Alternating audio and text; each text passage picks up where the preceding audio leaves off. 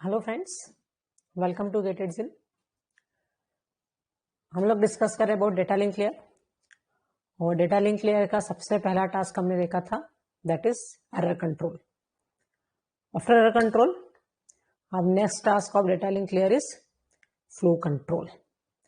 तो basically flow control क्या होता है और how data link layer perform flow control.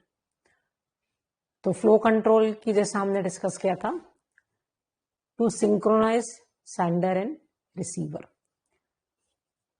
किस स्पीड से डेटा ट्रांसमिट करना so that receiver can receive the data is flow control।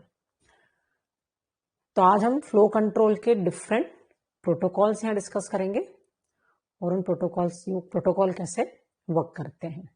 Okay, चलिए। तो very first protocol of flow control is stop and wait protocol. Okay, तो basically what is stop and wait protocol.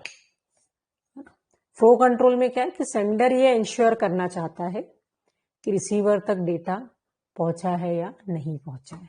Sender उसी speed से transmit करेगा जिस speed से receiver can, उतना ही transmit करेगा जितना रिसीवर रिसीव कर सकता है। तो स्टॉप एंड वेट प्रोटोकॉल कैसे वर्क करता है? तो स्टॉप एंड वेट प्रोटोकॉल में Sanders sends one frame, sender transmits the one frame and wait for acknowledgement from receiver before transmitting the next frame, है ना। जैसे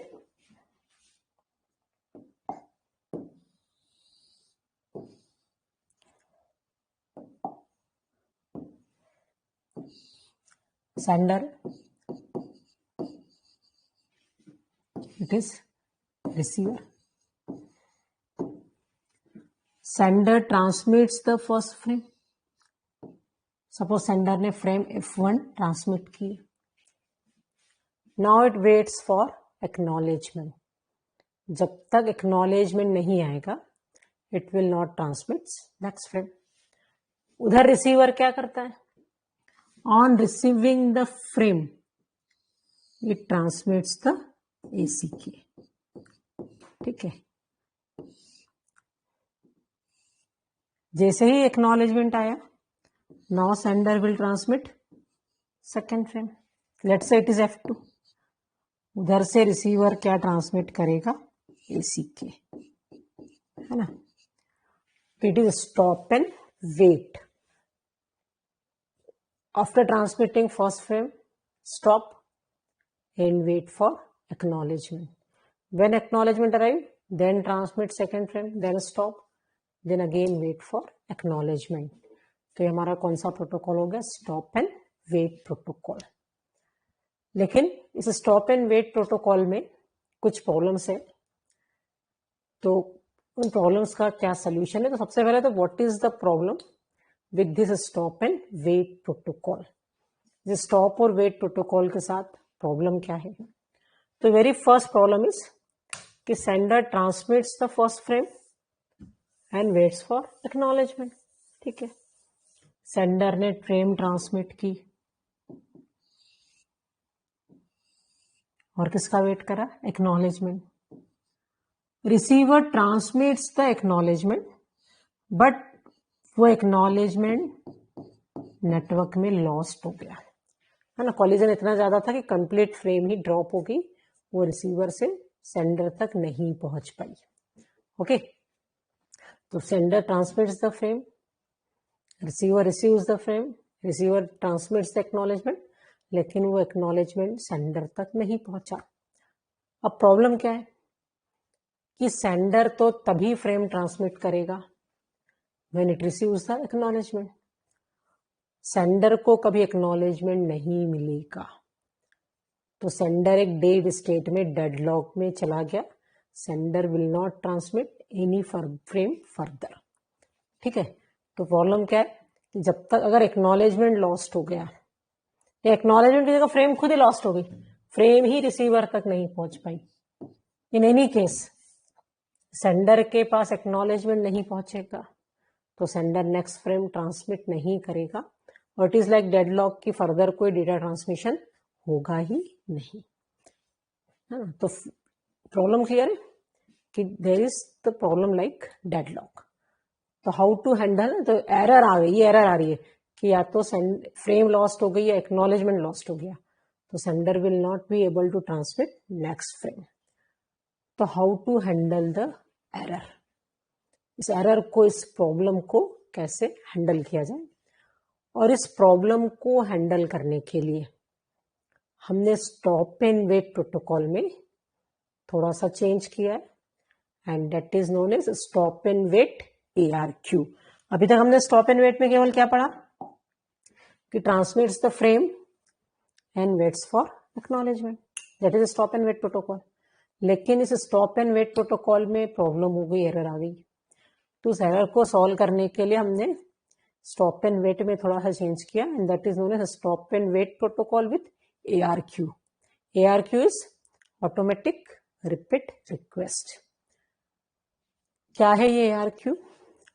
तो क्या कहता है कि अच्छा, तो पहली प्रॉब्लम हमने क्या देखी कि एक्नॉलेजमेंट ही लॉस्ट हो गया।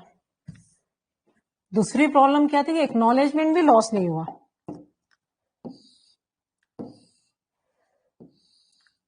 सेंडर ने फ्रेम भेजी रिसीवर को, रिसीवर ने फ्रेम में एरर चेक किया, फ्रेम में एरर आ गया। फ्रेम में एरर आ गया तो रिसीवर कैन ट्रांसमिट क्या करेगा, एरर आई, फ्रेम आई तो लेकिन गलत आई है, तो रिसीवर क्या करेगा। तो दो पॉसिबिलिटी कि रिसीवर विल ट्रांसमिट, पहली पॉसिबिलिटी क्या है कि receiver will transmit negative acknowledgement. Negative acknowledgement मतलब ये शो करने के लिए कि frame is received with error.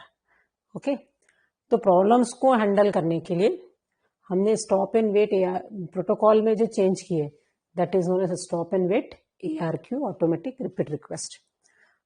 पहली प्रॉब्लम क्या थी कि फ्रेम में एरर आ गई तो रिसीवर क्या करे। एक और प्रॉब्लम हमने क्या देखी थी कि फ्रेम में एरर नहीं आई, फ्रेम भी सही हो गई, एक्नॉलेजमेंट भी करेक्ट आया, लेकिन एक्नॉलेजमेंट लॉस्ट हो गया। तो अब सेंडर क्या करे, इट इज डेडलॉक। तो हाउ टू हैंडल डेडलॉक, पहले हम डेडलॉक का सोल्यूशन देख रहे हैं।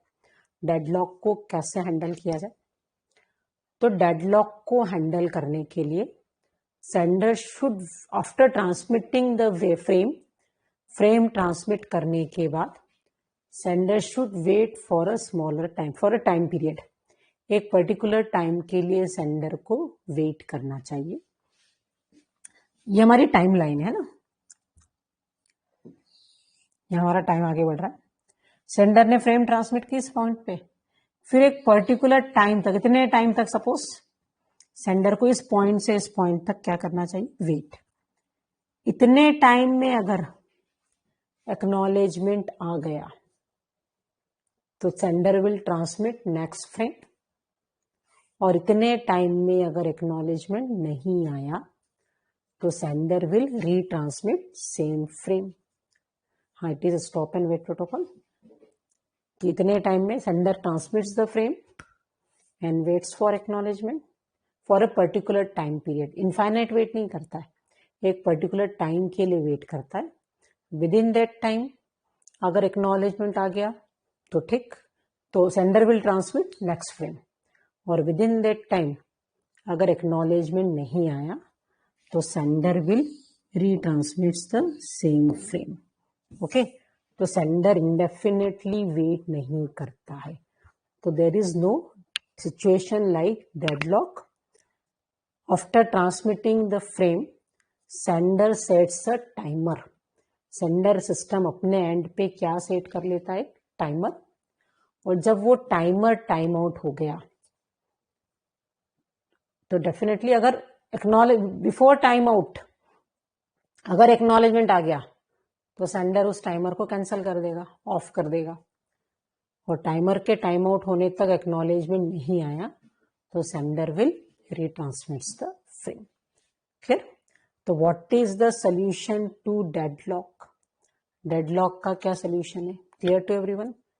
फ्रेम ट्रांसमिट करने के बाद वेट फॉर अ टाइम, और within that time if no acknowledgement retransmits the frame. Okay, चलिए अब दूसरा प्रॉब्लम क्या था कि फ्रेम में कोई एरर नहीं आई, सॉरी फ्रेम तो सक्सेसफुली ट्रांसमिट हो गई, लेकिन there is some error in the frame, है ना, there is some error in the frame. तो अब रिसीवर को डेफिनेटली एरर है फ्रेम में, तो receiver will discard the frame, लेकिन अब रिसीवर क्या करे? तो दो पॉसिबिलिटी है रिसीवर एंड पे, या तो रिसीवर निगेटिव एक्नॉलेजमेंट भेज दे, और जैसे ही निगेटिव एक्नॉलेजमेंट आया सेंडर क्या करेगा? फ्रेम को रिट्रांसमिट कर देगा। पहली पॉसिबिलिटी ना, अगर फ्रेम में एरर आ रही रिसीवर एंड पे, तो या तो रिसीवर निगेटिव एक्नॉलेजमेंट भेज दे, या फिर रिसीवर एक्नॉलेजमेंट ही नहीं भेजे।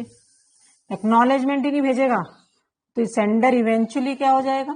टाइम आउट होगा और sender will retransmits the frame. Okay, चलिए क्लियर। तो फर्स्ट एरर हमने क्या देखी कि डेडलॉक हो सकता है अगर एक्नॉलेजमेंट नहीं आता है तो, और उस डेडलॉक को अवॉइड करने के लिए हमने क्या देखा कि sender should wait for a particular time period. Sender एक पर्टिकुलर टाइम पीरियड के लिए क्या करे? वेट करे। अब सेंडर कितनी देर वेट करे? How to evaluate that time, है ना, हम कह रहे हैं कि इतनी कुछ देर है, यहाँ पे मैंने टाइमलाइन में शो करा कि sender should wait for this particular time, तो ये पर्टिकुलर टाइम सेंडर कितनी देर वेट करे, इस टाइम को हम कैसे इवेल्युएट करें। ओके, तो चलिए, तो how to compute time out interval, है ना, टाइमर सेट करता है, सेंडर अपने टाइमर को सेट करता है, और जब टाइमर टाइम आउट होता है then only it will retransmit the frame. तो क्वेश्चन ये है कि how to compute time out interval. Amit का डाउट है ARQ मीन्स टाइम पीरियड में एक्नॉलेजमेंट आना चाहिए। ARQ इज नॉट कि टाइम पीरियड में एक्नॉलेजमेंट आना चाहिए। ARQ is the name of our protocol. Error को हैंडल करने के लिए हमने जो स्टॉप एंड वेट में नए रूल्स ऐड किए। स्टॉप एंड वेट तो सिंपली क्या करा था? Transmits the frame and then wait for acknowledgement. लेकिन इतने से हमारा काम नहीं हो रहा है। इतने में हमको प्रॉब्लम क्या आ रही थी कि अगर एक्नॉलेजमेंट नहीं आया तो डेडलॉक। तो इन एरर वाली सिचुएशन को हैंडल करने के लिए स्टॉप एंड वेट में जो हमने रूल्स इंप्लीमेंट किए, उस रूल्स के साथ जो स्टॉप एंड वेट प्रोटोकॉल है वो क्या कहलाता है? Stop and wait ARQ, automatic repeat request. Clear Amit? What is stop and wait ARQ? तो कुछ नहीं, हमारे प्रोटोकॉल का ही नाम है। ओके, तो अब हम सबसे पहले क्या डिस्कस करें? How to compute time out interval. Okay, तो टाइम आउट इंटरवल कंप्यूट करने से पहले शोभित का एक डाउट है कि if error has occur, if error receiver and negative acknowledgement send किया तो सेंडर वापस F1 को ही भेजेगा। डेफिनेटली अगर किसी फ्रेम का निगेटिव एक्नॉलेजमेंट आता है तो sender will retransmits that frame only. Okay, चलिए, तो हम क्या डिस्कस कर रहे हैं कि how to compute retransmission period, retransmission time out, है ना। चलिए, तो उस पीरियड को कंप्यूट करने के लिए सबसे पहले हमारे लिए इंपॉर्टेंट है, दो इंपॉर्टेंट पैरामीटर्स हैं। Very first is transmission time. इस ट्रांसमिशन टाइम को I am representing by TX। तो व्हाट इज ट्रांसमिशन टाइम? तो ट्रांसमिशन ये सबसे इंपॉर्टेंट है, और आज जो हम ये ट्रांसमिशन टाइम और प्रोपोगेशन डिले और ये कुछ पैरामीटर हम आज डिस्कस कर रहे हैं, ये आपको पूरे कंप्यूटर नेटवर्क में यूजफुल रहेंगे। हर न्यूमेरिकल 99% न्यूमेरिकल में आपको ये ट्रांसमिशन टाइम और प्रोपोगेशन डिले कंप्यूट करना होगा। तो व्हाट इज ट्रांसमिशन टाइम? तो transmission time is time required to put the data over the media। Data को मीडिया में रखने में जो टाइम लग रहा है, डेटा को केबल पे रखने में जो टाइम लग रहा है। डेफिनेटली आपकी फ्रेम है, सपोज 1 KB की फ्रेम है, उस 1 KB की बिट्स है, फ्रेम है मतलब क्या? बिट्स है। उन बिट्स को वोल्टेज में कन्वर्ट करना, उन बिट्स को एक सुटेबल वेवफॉर्म में, पल्सेस में कन्वर्ट करना है, तो इस प्रोसीजर में टाइम लगेगा। अब एक सारी बिट एक साथ वेवफॉर्म्स में या पल्स में कन्वर्ट नहीं कर सकते हो, तो कंप्लीट फ्रेम को मीडिया पे रखने में, कंप्लीट फ्रेम को चैनल पे रखने में जो टाइम लग रहा है, that time is transmission time. तो अगर हम 0 टाइम पे फ्रेम को मिड केबल पे रखना स्टार्ट करते हैं तो tx टाइम पे फ्रेम की लास्ट बीट आपकी केबल पे आ जाएगी। तो tx is transmission time, is time required to put the data over the media. तो ट्रांसमिशन टाइम की डेफिनेशन क्लियर है, क्या है ये time? Any confusion in it? It is time कि कुछ टाइम लग रहा है आपके फ्रेम को बिट्स में रखने में, है ना। तो मेरा आपसे क्वेश्चन है कि क्या transmission time depends on frame length और it is independent of frame length? इसको फ्रेम लेंथ का डिपेंडेंट होना चाहिए या इंडिपेंडेंट होना चाहिए? तो definitely it must be dependent on frame length. Frame ज्यादा बड़ी होगी तो ट्रांसमिशन टाइम कम होगा या ज्यादा होगा? Larger the frame more the transmission time, है ना। तो definitely what is transmission time? तो tx को कैसे कंप्यूट करना? तो it is L by R। What is L? तो L is length of data, मतलब आपकी फ्रेम की लेंथ, कितनी बड़ी फ्रेम है। और व्हाट इज R? तो R is your bandwidth, your data transfer rate. R क्या है? तो R बैंडविड्थ है, इसी को हम क्या कहते हैं? Data transfer rate.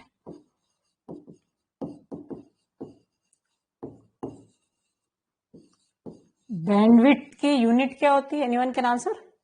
बैंडविड्थ क्या होता है? Data transfer rate.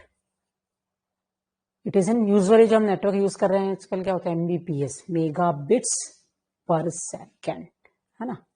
तो आप किस स्पीड से डेटा ट्रांसमिट कर रहे हैं। तो व्हाट इज tx? तो it is L by R। L is length of data, R is data transfer rate.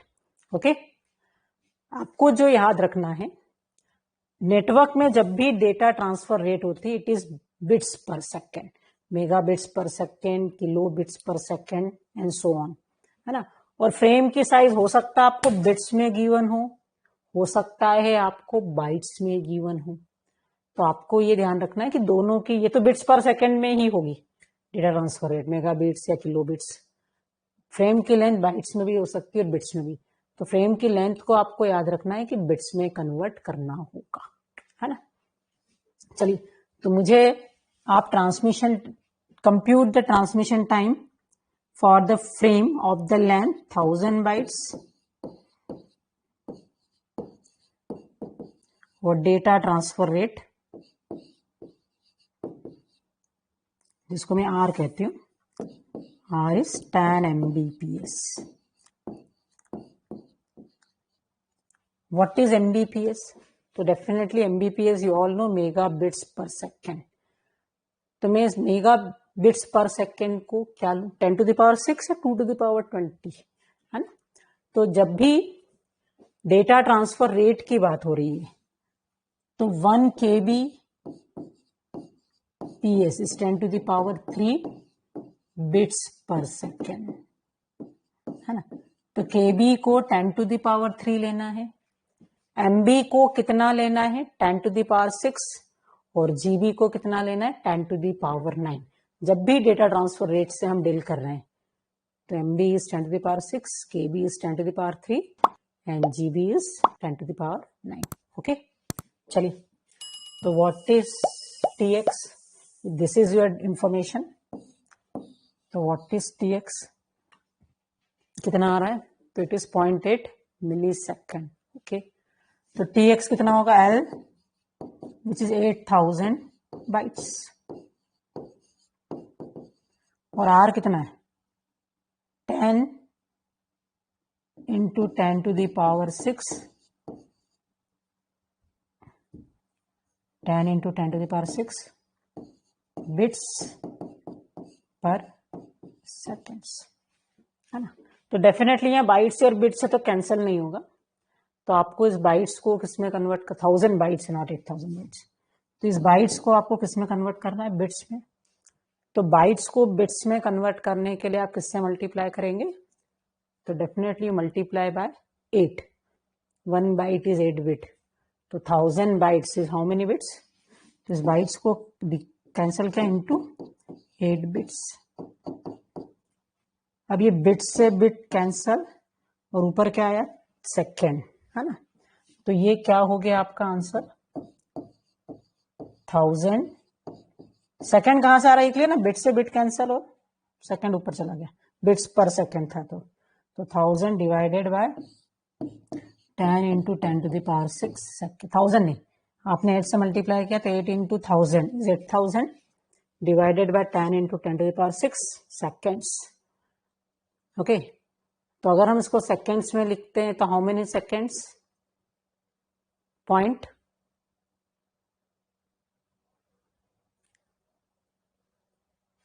कितने सेकेंड्स में आ रहा है, तो इट इज 0.0008 सेकेंड्स, है ना। और अगर इस सेकेंड्स को मिली सेकेंड में कन्वर्ट करना है तो आप किससे मल्टीप्लाई करेंगे, बाय 1000, ठीक है। पॉइंट, अगर मैं इस कंप्यूटेशन को करती, it is 0.0008 second, and when you multiply it by 1000 you will get 8.8 milliseconds, तो सेकेंड को, ठीक है ना, तो 0.8 milliseconds, तो व्हाट इज द आंसर, तो transmission time is 0.8 millisecond।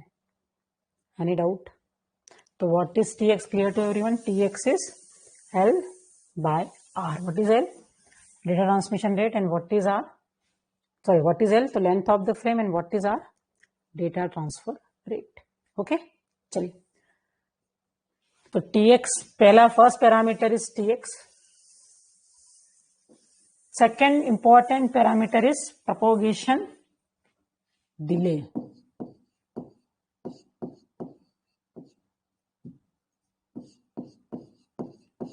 Propagation delay.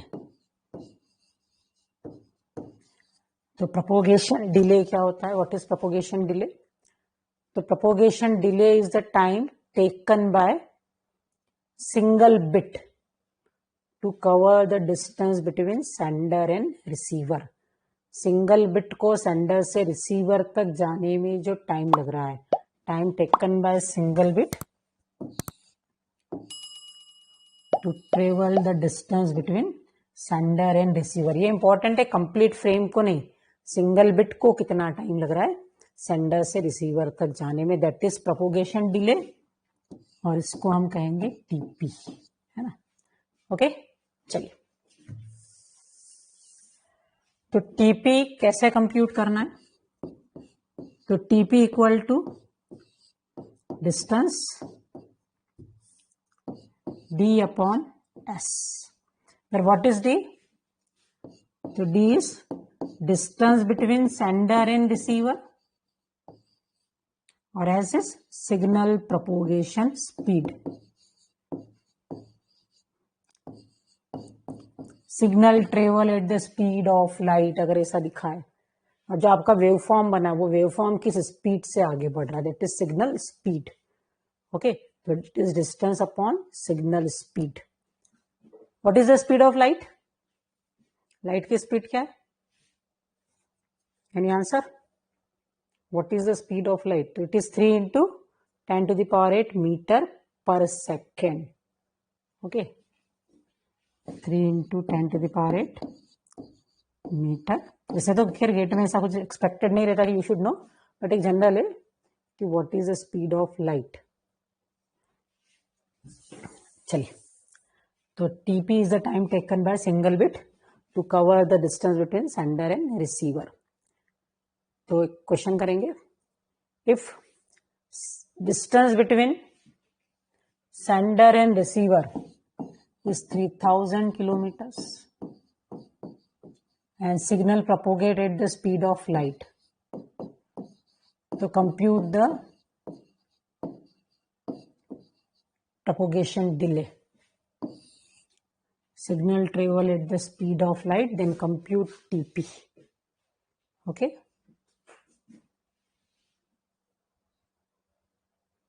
Frame में सुष्मिता का डाउट है कि फ्रेम में क्या एक ही बिट ट्रेवल करती, तो डेफिनेटली एक बिट ट्रेवल नहीं करती, कंप्लीट बिट ट्रेवल करती। सारी बिट ट्रेवल करेगी तभी तो आपकी फ्रेम पहुंचेगी।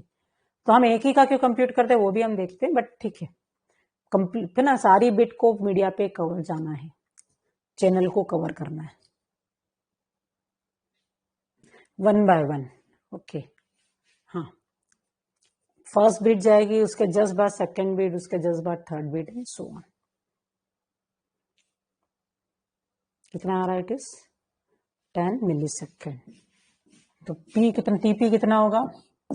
तो डिस्टेंस इज 3000 किलोमीटर्स और signal speed is 3 into 10⁸ metre per second. अब किलोमीटर से मीटर कैंसिल नहीं होगा, आंसर तो सेकंड में आ जाएगा। तो किलोमीटर को मीटर में कन्वर्ट करने के लिए आप किससे मल्टीप्लाई करोगे? 1000। 1 किलोमीटर इज 1000 मीटर।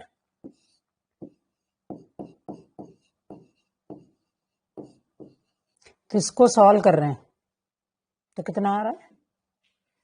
तो इट इज 10 मिलीसेकेंड्स, है ना।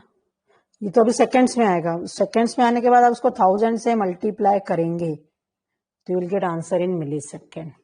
तो when you solve it you will get 10 millisecond. तो प्रोपोगेशन डिले इज, ये कितना आ रहा है, तो मैं इसको इधर फर्दर इधर सॉल्व कर रही हूँ।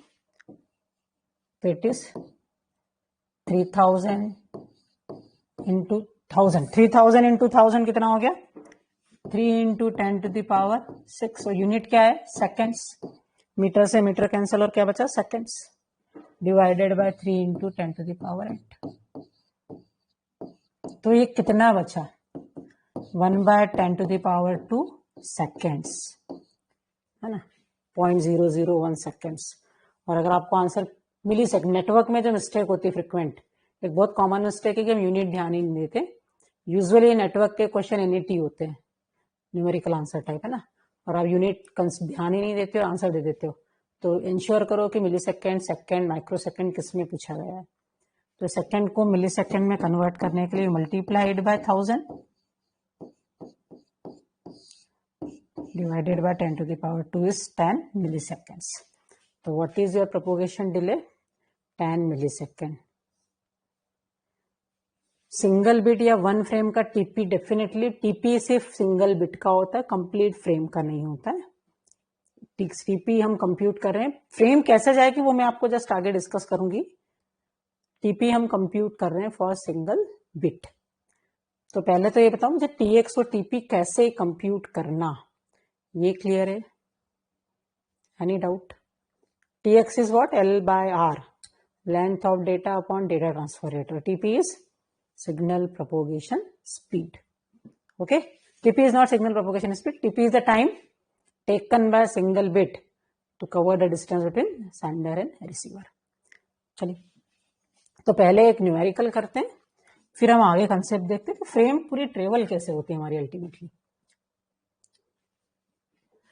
तो given 1 Gbps point to point copper wire, जिसमें सिग्नल की स्पीड कितनी दे रखी है? 200 metre per microsecond with the length of 3 kilometre. तो what is the transmission time for 16 MB file and what is the propagation delay of link? तो compute करिए दोनों, आंसर इट, फिर हम आगे जो भी आपके डाउट्स है वो मैं क्लियर करती हूँ। टीएक्स एंड टीपी बहुत इंपॉर्टेंट है, किसी भी तरह का डाउट है आप इमीडिएट पूछिए ना। जो भी हम आज कंसेप्ट डिस्कस करें थ्रू आउट द नेटवर्क आपको लगेंगे। तो what is transmission time? TX निकला सभी का 128 मिलीसेकेंड्स। हाँ डेफिनेटली मैंने यहाँ पे आपको यूनिट नहीं दी, लेकिन एग्जाम में यूनिट भी रहेगी इन मिलीसेकेंड्स, बोथ इन मिलीसेकेंड्स, ठीक है। तो TX comes out to be 128 milliseconds. What about TP? TP कितना आ रहा है?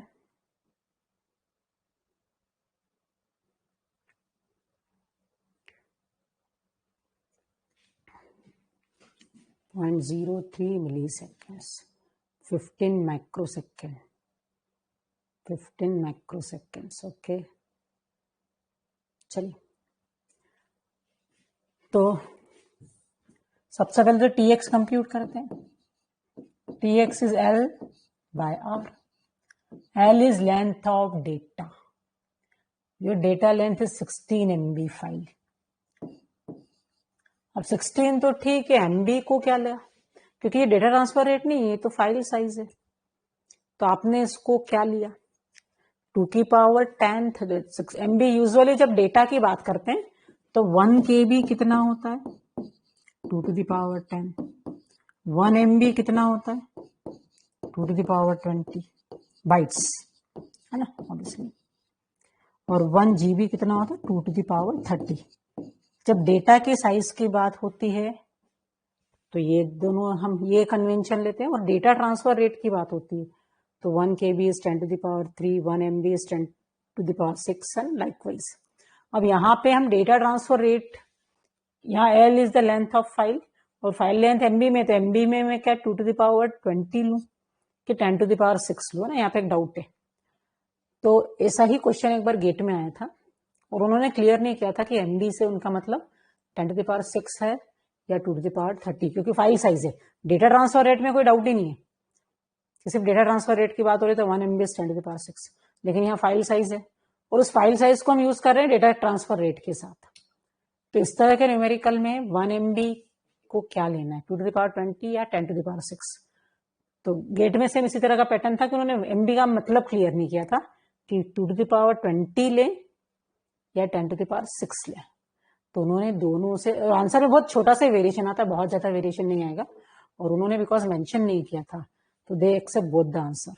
10 to the power 6 से भी उन्होंने आंसर एक्सेप्ट किया है और 2 to the power 20 से भी एक्सेप्ट किया है. तो नेटवर्क के न्यूमेरिकल्स में अगर डेटा की साइज आती है तो या तो वो मेंशन करेंगे या फिर आप 2 to the power 20 लिखो या 10 to the power 6 लिखो, दोनों आंसर एक्सेप्ट होंगे. तो मैं कंप्यूटेशन इजी हो जाए इसलिए 10 to the power 6 ले रही हूँ. क्लियर, कोई कंफ्यूजन तो नहीं. तो 16 इंटू, अच्छा MB है तो 10 to the power 6 divided by R is 200.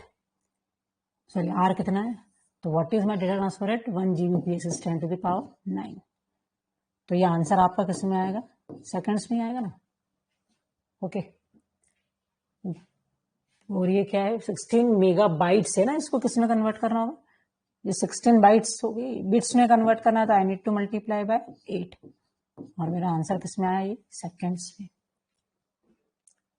तो 16 इंटू 8 कितना हो गया, 128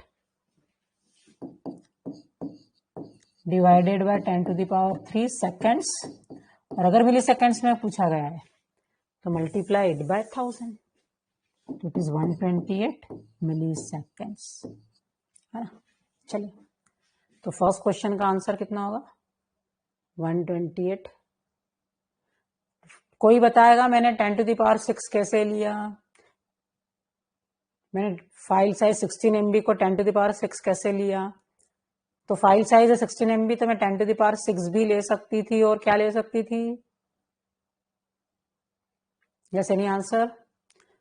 10 to the power 1 MB is 10 to the power 6 या 1 MB is 2 to the power 20 में कुछ भी ले सकती थी, क्योंकि यहाँ मेंशन नहीं है. ठीक है, और एग्जाम में आप कुछ भी लो, या तो वो मेंशन करेंगे या दोनों आंसर एक्सेप्ट करेंगे. ऐसा हो चुका है, आई थिंक 19 या 20 में ऐसा हुआ है. 2019 या 2020 में क्वेश्चन में इस तरह की प्रॉब्लम थी, तो उन्होंने दोनों से एक्सेप्ट किया है. L length of data is 16 MB divided by data transfer rate, कितनी मेरी डेटा ट्रांसफर रेट, 1 Gbps, तो 1 Gbps is 10 to the power 9 और MB is 10 to the power 6. ठीक है, चलिए, तो एनी डाउट इन TX.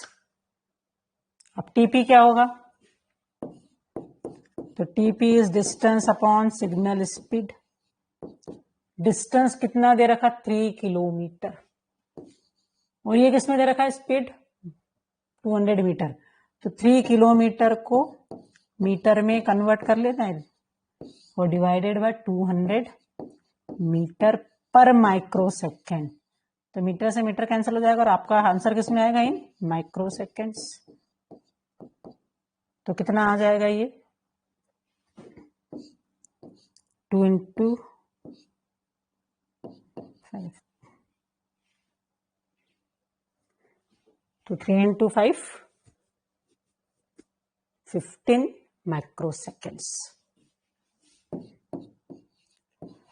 तो अगर माइक्रो सेकेंड में पूछा है तो 15, और अगर मिली सेकेंड में पूछा होता तो व्हाट यू विल डू? तो माइक्रो सेकेंड को मिली सेकेंड में कैसे मल्टीप्लाई करोगे? तो ये मल्टीप्लाई या डिवाइडेड बाय 1000, तो ये डिवाइडेड बाय 1000। ओके, तो माइक्रो सेकेंड को मिली सेकेंड में कन्वर्ट करने के लिए आप इसको 1000 से डिवाइड कर देंगे। ओके, चलिए, तो ये हमने TX और TP डिस्कस किया। आई होप सभी को क्लियर है how to perform computation.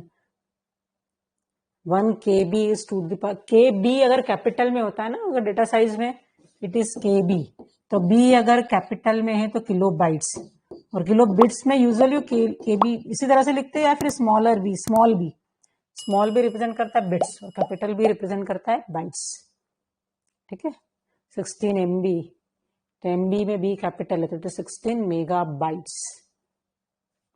Any doubt? तो MB में B कैपिटल तो बाइट्स, और B अगर स्मॉल है तो बिट्स। Any other doubt? सभी को क्लियर है न्यूमेरिकल? चलिए,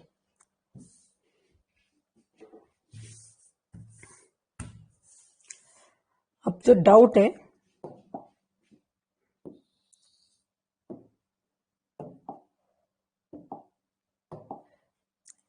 TX टाइम में आपकी कंप्लीट फ्रेम ट्रांसमिट होती है। ओके, सपोज मेरा आपसे क्वेश्चन है, सिंगल बिट को ट्रांसमिट करने का टाइम 0.1 मिली सेकेंड है। ठीक है, TP for 1 bit is 0.1 millisecond. TP नहीं, TX। TP तो एक ही बिट का होता है, suppose it is all 1 millisecond. तो मेरा आपसे क्वेश्चन है कि 2 बिट्स को सेंडर से रिसीवर तक जाने में कितना टाइम लगेगा। अब if you are transmitting this 2 bit continuously 1 by 1, bits तो 1 by 1 ही ट्रांसमिट हो गया। फर्स्ट बिट को ट्रांसमिट करेंगे, then you will transmit second bit and so on. तो कितना टाइम लगेगा दोनों बिट्स को रिसीवर तक पहुंचने में? ठीक है, अच्छा, दोनों बिट को नहीं, पहले तो फर्स्ट बिट कितनी देर में पहुंचेगी और सेकंड कब पहुंचेगी? When first bit will be received by receiver and when second bit will be received by receiver. First bit कब रिसीव करेगा और सेकंड कब रिसीव करेगा? तो सबसे पहले तो 0 पे हमने फर्स्ट को ट्रांसमिट करना स्टार्ट किया, और उसको ट्रांसमिट होने में कितना टाइम लगा? 0.1। तो मैंने 0 पे स्टार्ट किया, 0.1 पे वो ट्रांसमिट हो गई। अब ट्रांसमिट होने के बाद उसने प्रोपोगेट होना स्टार्ट किया। प्रोपोगेशन में कितना टाइम लगा? 1 मिली सेकेंड। तो 0.1, जब 0 से स्टार्ट हुआ हमारा टाइम, 0.1 में वो कंप्लीटली मीडिया पे आई, और उसके बाद 1 मिली सेकेंड में वो रिसीवर तक पहुंच गई। तो फर्स्ट बिट को ट्रांसमिट करने में और रिसीवर तक पहुंचने में कितना टाइम लगा? 1.1। अब फर्स्ट बिट जैसे ही ट्रांसमिट हुई, उसके इमीडिएटली बाद सेकेंड बिट को ट्रांसमिट करने में भी कितना टाइम लगा? 0.1, क्योंकि हर बिट को ट्रांसमिट करने में मुझे 0.1 टाइम लग रहा है। तो फर्स्ट बिट का ट्रांसमिशन के बाद 0.1 में सेकेंड बिट भी ट्रांसमिट होगी, लेकिन मेरा क्वेश्चन है कि टाइमलाइन पे ये टाइम कितना हो जाएगा 0 से कंटेक्स्ट में? फर्स्ट के बाद 0.1 इसको लगेगा, लेकिन अगर टाइमलाइन के कंटेक्स्ट में बात करूं तो ये कितना टाइम होगा? ये टाइमलाइन पे 0 टाइम था, ये 0.1 था, तो ये कितना टाइम होगा? Is it 2? इट इज 0.2, क्योंकि 0.1 पे फर्स्ट बिट ट्रांसमिट हुई, उसके बाद 0.2 पे सेकेंड ट्रांसमिट हुई। तो सेकेंड कब ट्रांसमिट हो रही? 0.2 पे, और उसको आगे बढ़ने में कितना टाइम लगेगा? 1 मिली सेकेंड। तो सेकंड को पहुंचने में, जीरोस के कंटेक्स्ट में देखें तो सेकंड को पहुंचने में कितना टाइम लगेगा, 0.2 पे वो चैनल पे आई और उसके बाद 1 millisecond, it is 1.2 milliseconds. Agreed everyone? तो सेकंड बिट यहां तक कब पहुंची, at the time 1.2 millisecond. First कब पहुंची 1.1 मिली सेकेंड, उसके बाद सेकंड कब पहुंची 1.2 मिली सेकेंड्स। Agreed everyone? तो मैंने पूछा कि दोनों बिट्स को कितना टाइम लगा। अभी एक्नॉलेजमेंट की तो बात ही नहीं कर रहे, अभी तो हम उनके पहुंचने की ही बात कर रहे हैं। एक्नॉलेजमेंट हम बाद में देखेंगे, और एक्नॉलेजमेंट बिट वाइज नहीं आता है, एक्नॉलेजमेंट कंप्लीट फ्रेम का आता है, एक बिट का नहीं आएगा। अभी तो हम बिट की ही बात कर रहे हैं, है ना। तो अगर आपसे पूछे दोनों बिट कंप्लीटली रिसीवर तक कब पहुंच गई, तो दोनों बिट कंप्लीटली रिसीवर तक कब पहुंच गई, 1.2 मिली सेकेंड्स में। एवरीवन एग्रीड, है ना। चलिए, अब अगर मेरी फ्रेम साइज ही 2 बिट की होती तो पूरी फ्रेम को रिसीवर तक पहुंचने में कितना टाइम लगा। तो सेकेंड बिट को ट्रांसमिट करने में कितना टाइम लग रहा है, प्लस लास्ट बिट को प्रोपोगेट होने में कितना टाइम लग रहा है ना। लास्ट बिट को ट्रांसमिट होने में कितना टाइम लग रहा है और लास्ट बिट को प्रोपोगेट होने में कितना टाइम लग रहा है। लास्ट बिट ट्रांसमिट हो रही 0.2 में और उसको प्रोपोगेट होने में 1 मिली सेकेंड लग रहा है। तो 1.2 मिली सेकेंड में आपका पूरा डेटा कहां पहुंच गया, रिसीवर तक। तो आपको एक एक बिट का ट्रांसमिशन और प्रोपोगेशन कंप्यूट नहीं करना है, आपको लास्ट बिट को ट्रांसमिट करने में कितना टाइम लग रहा है और लास्ट बिट को रिसीवर तक पहुंचने में कितना टाइम लग रहा है। अगर आपने वो कंप्लीटली निकाल लिया तो आपने क्या निकाल लिया कि आपकी कंप्लीट फ्रेम को सेंडर से रिसीवर तक जाने में कितना टाइम लग रहा है। क्लियर ना। लास्ट बिट मेरी सेकंड बिट को 1.2 मिली सेकेंड लगा, उस 1.2 मिली सेकेंड में फर्स्ट तो आपके पहले ही पहुंच चुकी है ना। अगर मेरी थर्ड बिट भी होती तो थर्ड बिट को यहां से जाने में कितना टाइम लगता, 0.3 और फिर यहां से 1 मिली सेकेंड। तो 1.3 मिली सेकेंड में तीनों बिट पहुंच गई, लास्ट बिट पहुंची मतलब तीनों ही पहुंच गई। तो बेसिकली आपको फ्रेम का सेंडर से रिसीवर तक जाने का टाइम निकालना है। तो आपको क्या निकालना है, कंप्लीट फ्रेम को ट्रांसमिट करने में कितना टाइम लगेगा और लास्ट बिट को सेंडर से रिसीवर तक जाने में कितना टाइम लगेगा। अब मेरा आपसे क्वेश्चन है कि लास्ट बिट को ट्रांसमिट करने में कितना टाइम लगता है, क्योंकि जो आप ट्रांसमिशन टाइम निकालते हो सिंगल बिट का नहीं निकालते हो, आप जो ट्रांसमिशन टाइम TX निकालते हो कंप्लीट फ्रेम का है। तो उस TX टाइम में जो भी आपने अभी न्यूमेरिकल्स किए हैं, उस TX टाइम में आपकी फर्स्ट बिट नहीं, जो भी आपने TX सपोज 2 मिली सेकेंड देखा है, तो उस 2 मिली सेकेंड टाइम में आपकी लास्ट बिट चैनल पे आती है और TP टाइम में वो लास्ट बिट सेंडर से कहां पहुंच गई, रिसीवर तक। तो TX प्लस TP टाइम में आपका कंप्लीट डेटा कहां से कहां पहुंच गया, फ्रॉम सेंडर टू रिसीवर। ये कंसेप्ट समझ में आया। जो आप ट्रांसमिशन टाइम कंप्यूट करते हो सिंगल बिट का नहीं, आप ट्रांसमिशन टाइम कैसे कंप्यूट करते हो, length of data, complete frame का ट्रांसमिशन टाइम। तो TX टाइम में आपकी फर्स्ट बिट नहीं, लास्ट बिट चैनल पे आती है और उस लास्ट बिट को प्रोपोगेट होना है। तो TX प्लस TP टाइम में आपकी लास्ट बिट सेंडर से रिसीवर तक चली गई, और लास्ट बिट चली गई मतलब क्या हो, कंप्लीट फ्रेम ही चली गई, क्योंकि लास्ट बिट जब तक पहुंच रही है उसके थोड़ी देर पहले सेकंड लास्ट पहुंची होगी, उसकी थोड़ी देर पहले उसके पहले वाली पहुंची होगी, है ना। क्लियर। तो what is the time taken by single bit to travel the distance between sender and single bit तो TP है, और what is the total time taken to transmit a frame from sender to receiver, तो it is TX plus TP। तो TX time में last bit आपकी channel पे आई और TP time में लास्ट बिट सेंडर से रिसीवर पहुंच गई, और लास्ट बिट पहुंची तो उसके पहले तो सारी बिट पहुंच ही गई होगी, क्योंकि हम पहले फर्स्ट बिट ट्रांसमिट करेंगे, फिर सेकंड, फिर थर्ड, फिर फोर्थ, देन लास्ट, है ना। 1 बाय 1 हम ट्रांसमिट करते हैं। तो TX प्लस TP टाइम में कंप्लीट फ्रेम कहां से कहां पहुंच गई, from sender to receiver. Agreed everyone. चलिए, तो हमको क्या निकालना है कि क्या निकाल क्या रहे हैं बेसिकली, कि रिसीवर को कितनी, सेंडर को कितनी देर वेट करना चाहिए उसके बाद फ्रेम को रिट्रांसमिट करें।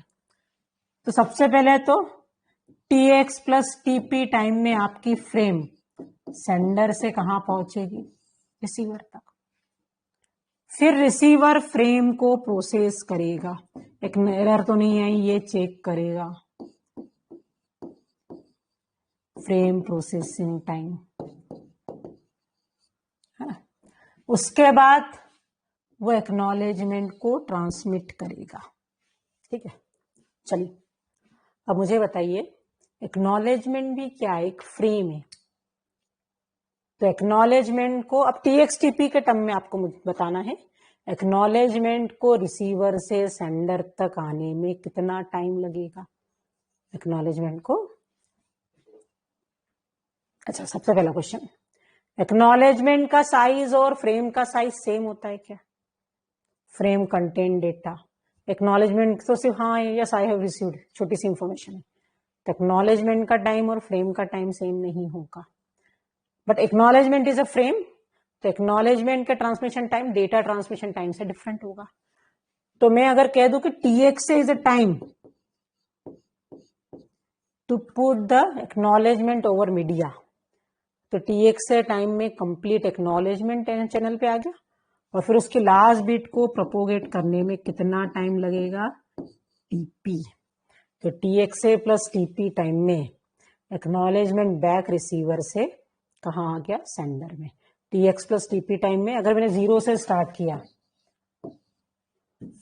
तो tx टाइम में फ्रेम की last bit I, TP time में वो आगे चली गई। उसके बाद इसने फ्रेम को प्रोसेस का एक्नॉलेजमेंट को रखना चालू किया, तो tx से टाइम में एक्नॉलेजमेंट केवल पे आया और टीपी टाइम में उसकी लास्ट बिट रिसीवर से सेंडर तक आ गई। Clear? TP will same because channel is same, है ना, उसी वायर पे भेज रहे हैं। वो डेटा लिंक लेयर एक ही लिंक के लिए वर्क करती, बोथ आर कनेक्टेड वो थ्रू सेम वायर, तो TP will same in both the direction. Okay, tx is a time to transmit acknowledgement, क्योंकि acknowledgement tx is a time to transmit data frame और tx is time to transmit acknowledgement. क्योंकि acknowledgement को transmit करने का time और data को transmit करने का टाइम सेम होगा या डिफरेंट, तो अभी आपने कहा था it will be different. Why different? Because their size is different. Okay, any other doubt? कोई भी कंफ्यूजन हो तो आप इमीडिएटली पूछो ना, ये सारे हमसे बहुत इंपॉर्टेंट है। चलिए, तो टोटल कितना टाइम लगा बताऊं?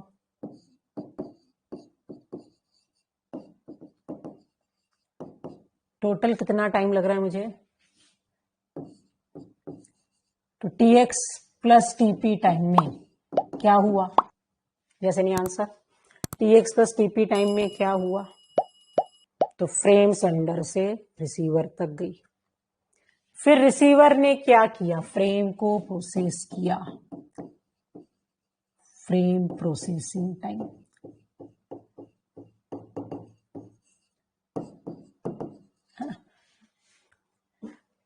प्लस फिर रिसीवर ने एक्नॉलेजमेंट को ट्रांसमिट किया, तो tx है, और एक्नॉलेजमेंट की लास्ट बिट रिसीवर से सेंडर तक आई कितना, टीपी। तो टोटल टाइम कितना है? tx plus TP plus frame processing time plus tx से प्लस टीपी। ठीक है, इसमें किसी को डाउट, एनी क्वेरी? तो रिसीवर सेंडर को कम से कम इतनी देर, इससे थोड़ा ज्यादा ही वेट करना चाहिए, फ्रेम ट्रांसमिट करने के बाद कम से कम इतनी देर वेट करना चाहिए फॉर एक्नॉलेजमेंट। और इतने टाइम में अगर इतना भी नहीं, इससे थोड़ा ज्यादा कि कहीं डिले हो गया, कुछ हो गया, तो अननेसेसरीली फ्रेम रीट्रांसमिट नहीं हो, तो sender should wait slightly greater than this time. Sender को इस टाइम से थोड़ा सा ज्यादा वेट करना चाहिए, उसके बाद सेंडर का टाइम आउट हो जाए और फिर से फ्रेम को रीट्रांसमिट करे। तो what is total time? Clear to everyone? Total time में क्या पैरामीटर? टोटल टाइम मतलब फ्रेम को सेंडर से रिसीवर तक जाने में और एक्नॉलेजमेंट को रिसीवर से बैक सेंडर तक आने में कितना टाइम लग रहा है, ये हमने टोटल टाइम कंप्यूट किया है। तो मैं फिर से आपसे पूछ रही हूँ, आप लोगों से सभी से, कि tx प्लस टीपी टाइम क्या है? इस टाइम में क्या एक्टिविटी हो रही है? tx प्लस टीपी जो हमने सबसे पहले लिखा है, फ्रेम ट्रांसमिट हो रही है प्लस रिसीवर तक पहुंच रही है, तो टीएक्स प्लस टीपी टाइम में कंप्लीट फ्रेम सेंडर से कहां पहुंच गई, रिसीवर तक। उसके बाद फ्रेम प्रोसेसिंग टाइम में क्या हो रहा है, फ्रेम को प्रोसेस कर रहा है, मतलब एक्नॉलेज चेक कर रहा है फ्रेम में एरर तो नहीं है, फिर उसका एक्नॉलेजमेंट जनरेट करना है, सो ऑन। तो फ्रेम प्रोसेसिंग टाइम में रिसीवर एंड पे फ्रेम को एक्सेप्ट करने के लिए जो जो एक्टिविटी होती होगी। उसके बाद टीएक्सए और प्लस टीपी क्या है, व्हाट इज टीएक्सए, तो टीएक्सए फ्रेम प्रोसेस कर ली, फ्रेम में कोई एरर नहीं है, उसका एक्नॉलेजमेंट भेजना है, तो टीएक्सए टाइम में एक्नॉलेजमेंट ट्रांसमिट करेगा रिसीवर, और टीपी टाइम में एक्नॉलेजमेंट रिसीवर तक आ जाए, से सेंडर तक आ जाएगा। तो टीएक्सए प्लस टीपी टाइम में रिसीवर एक्नॉलेजमेंट ट्रांसमिट कर लेगा प्लस वो सेंडर तक आ जाएगा। ठीक है, क्लियर। तो ये टोटल टाइम है, और सेंडर को इससे थोड़ा ज्यादा वेट करना चाहिए, उतने टाइम में एक्नॉलेजमेंट नहीं आए तो sender should time out and retransmits the frame. तो अब इसमें किसी को डाउट है क्या क्या पैरामीटर्स है? हाँ, बेसिकली हमने वही टाइम लिया है कि सेंडर से फ्रेम रिसीवर तक पहुंची और रिसीवर से एक्नॉलेजमेंट बैक सेंडर तक आया, इसमें कितना टाइम लग रहा है हमको, तो इस इसको हमने टीएक्स और टीपी के टाइम में फॉर्म में लिखा है। चलिए, अब यूजुअली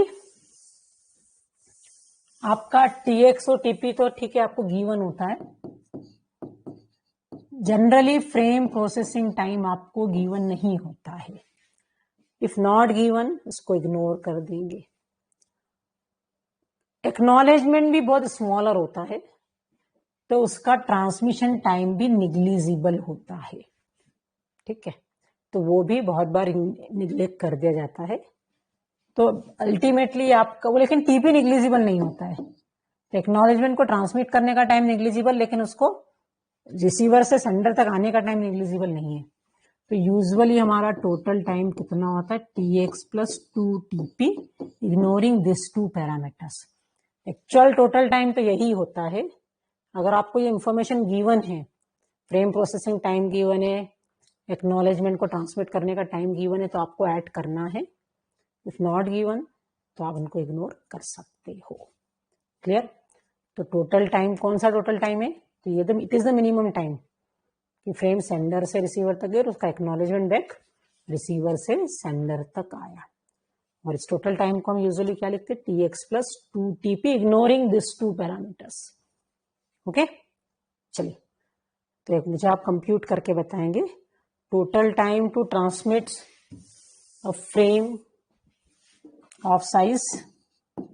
फ्रेम साइज आपको दिए 1000 बिट्स, आर दिया है 1 MBPS, डिस्टेंस दिया है 3 किलोमीटर्स, और सिग्नल की स्पीड दी है 300 मीटर्स पर माइक्रोसेकंड। ठीक है, तो और फ्रेम साइज ये गिवन है।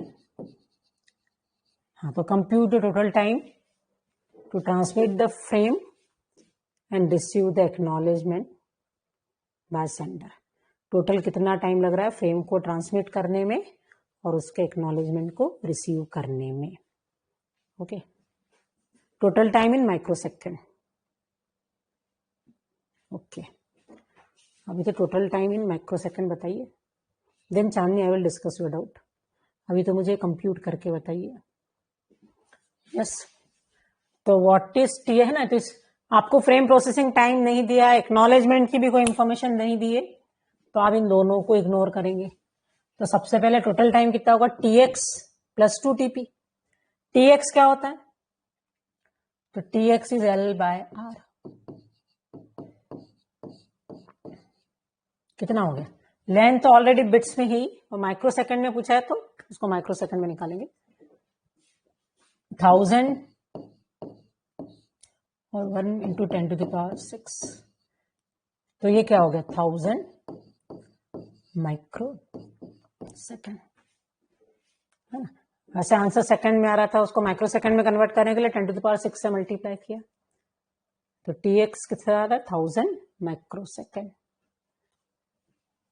टीपी कितना है, तो डिस्टेंस कितना है 3 किलोमीटर। 3 किलोमीटर को मीटर में कन्वर्ट करने के लिए आपने 1000 से मल्टीप्लाई किया, डिवाइडेड बाय 300 मीटर पर माइक्रो सेकेंड। तो ये कितने माइक्रो सेकेंड हो गया, 10 माइक्रो सेकेंड्स, है ना।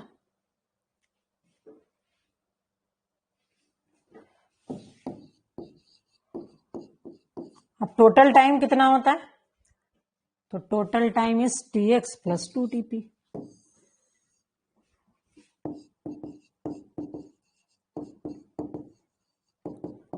tx प्लस 2tp, tx कितना है आपका 1000 माइक्रो सेकेंड, टीपी कितना है 10, तो it is 2 into 10, it is 1020 micro seconds, है ना। तो माइक्रो सेकेंड में पूछा तो 1020, मिली सेकेंड में पूछा तो डिवाइडेड बाय 1000। ओके चलो, लेकिन इसी क्वेश्चन में सिर्फ आपको एक इंफॉर्मेशन और गिवन होती, acknowledgement size, size of एसीके।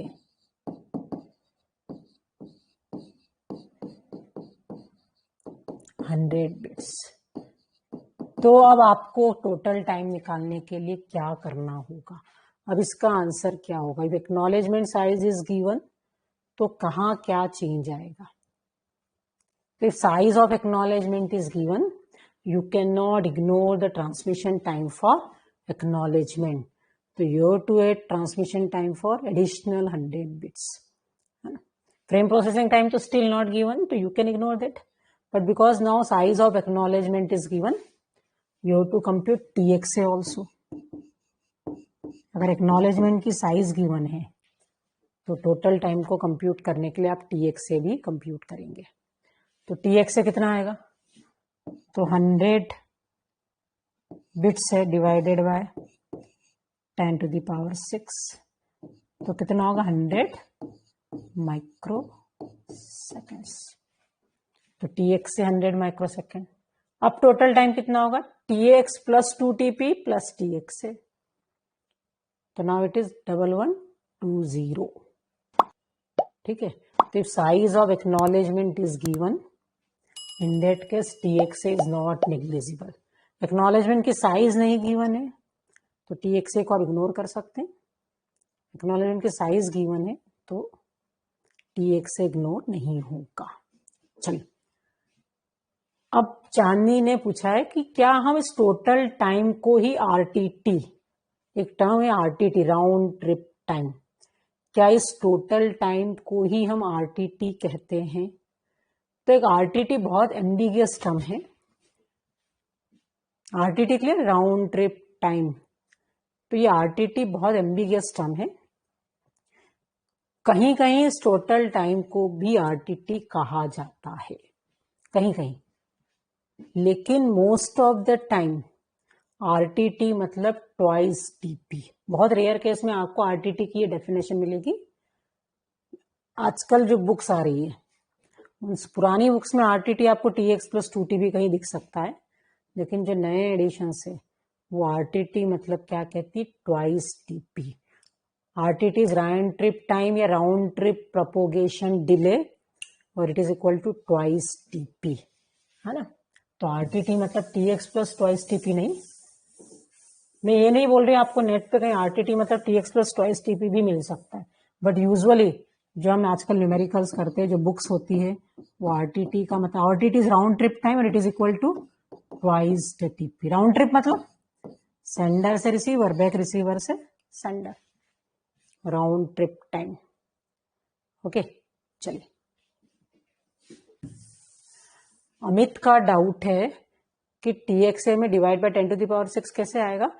TXA क्या होता है, लेंथ ऑफ डेटा। TX मतलब क्या है, आप क्या निकाल रहे, ट्रांसमिशन टाइम, कैसे निकालते हैं, L बाय R। L कितना था आपका 100 और R कितना था 1 Mbps is 10 to the power 6। ठीक है अमित, चलिए और कोई डाउट। RTT टोटल टाइम के इक्वल होना चाहिए ना या नहीं, इसमें हम कुछ नहीं कह सकते, जो बुक्स डिफाइन करती है वो डेफिनेशन हमको एक्सेप्ट करना है। हम अपना लॉजिक दे या नहीं दे उससे कोई फर्क नहीं पड़ेगा कि आरटीटी लॉजिकली ये होना चाहिए या ये नहीं होना चाहिए। जो मोस्ट एक्सेप्टेबल डेफिनेशन है वो यही है कि RTT is twice TP. Okay, चलिए, एनी डाउट? तो stop and wait protocol clear है सभी को?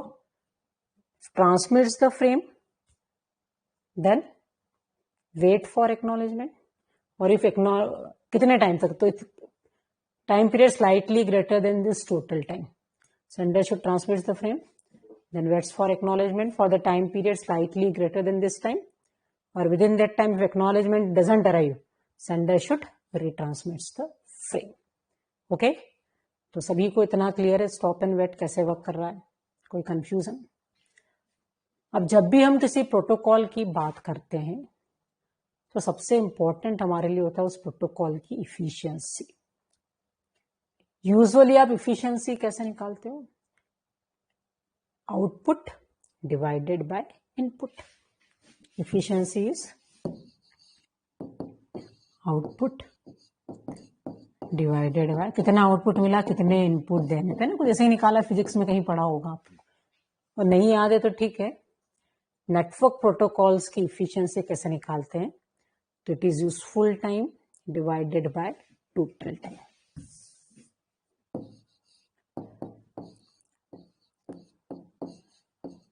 Useful time divided by total time.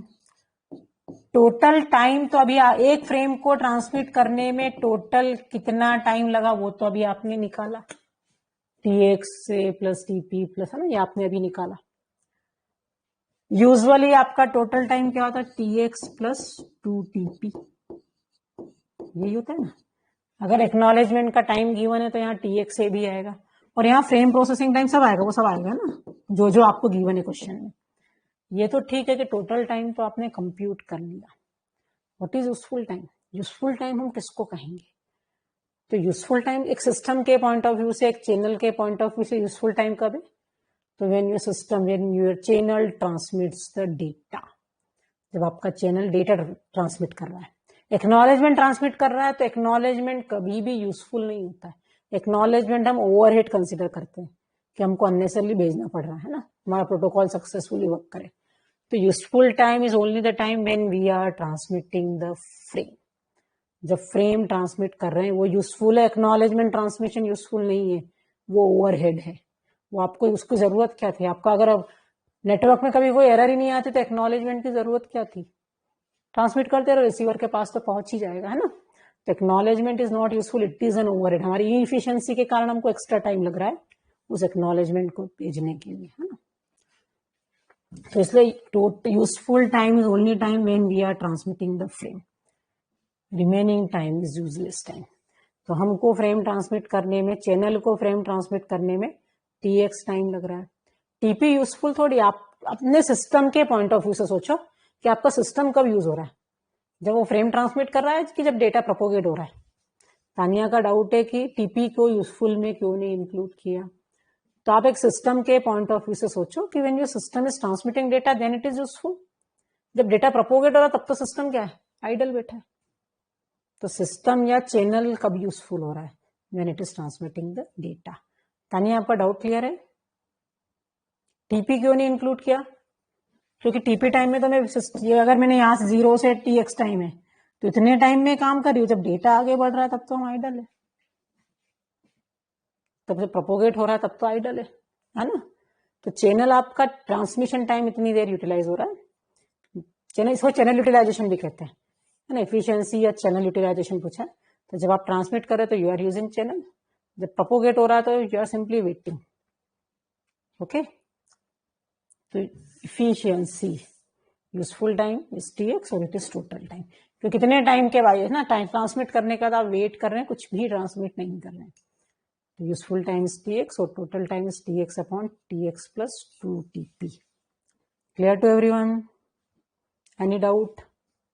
तो व्हाट इज द इफिशियंसी या चैनल यूटिलाइजेशन? इफिशियंसी के लिए हम दूसरा वर्ड क्या यूज करते हैं? Channel utilization. Any confusion? TX upon TX plus two TP. Okay, तो चलिए अब कुछ न्यूमेरिकल्स करते हैं हम, जितना हमने डिस्कस किया उसके बेसिस पे। चलिए करिए।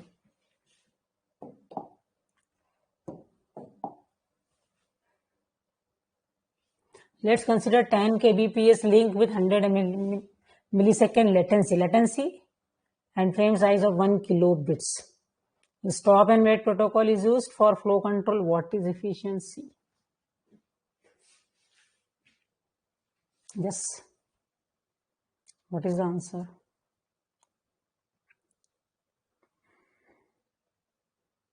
A 10 kbps link, 100 millisecond latency.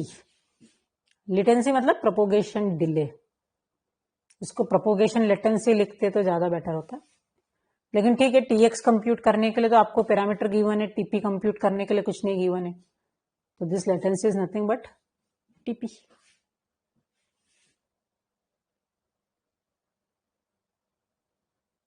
चलिए व्हाट इज आंसर? एक ही आंसर आया कुल का। टीएक्स कंप्यूट करना है, TP you all know.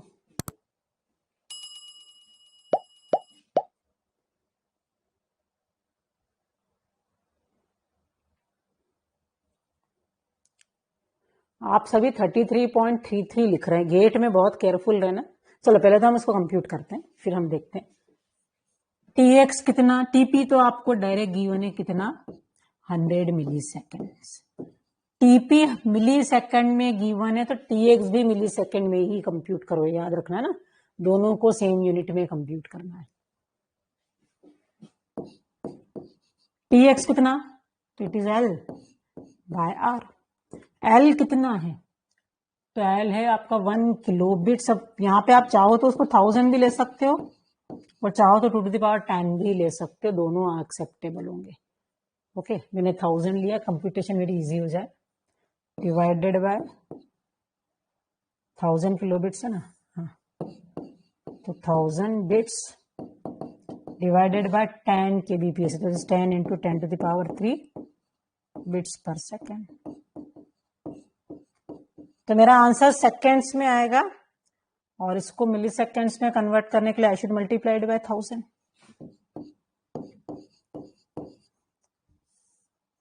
Bit से बिट कैंसिल और ये कितना हो जाएगा, मिली सेकेंड्स। तो कितने मिली सेकेंड्स आ रहा है, इट इज 100 मिली सेकेंड्स। ठीक है, तो टीएक्स आपका, टीपी भी 100 मिली सेकेंड है, टीएक्स भी 100 मिली सेकेंड है। Okay,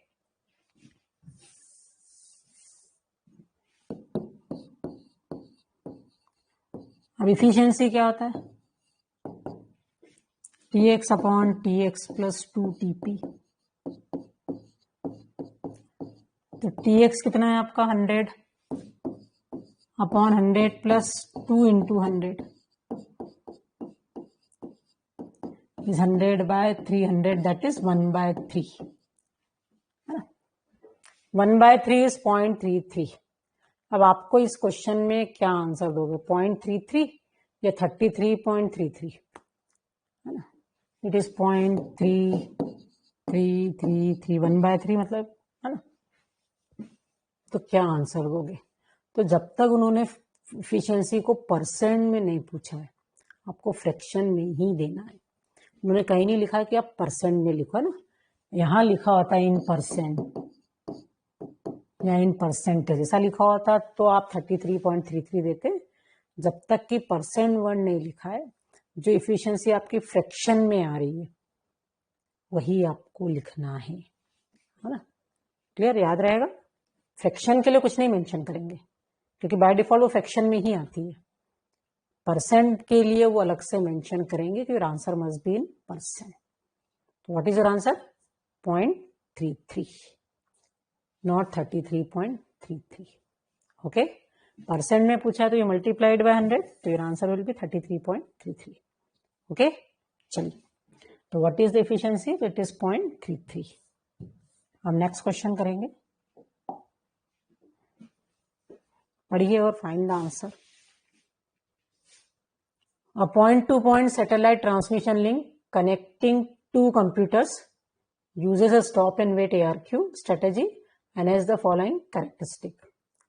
Data transmission rate 64 kbps, frame size 2048 bytes, propagation delay 180 milliseconds, acknowledgement size 10 byte, frame processing delay 50 millisecond.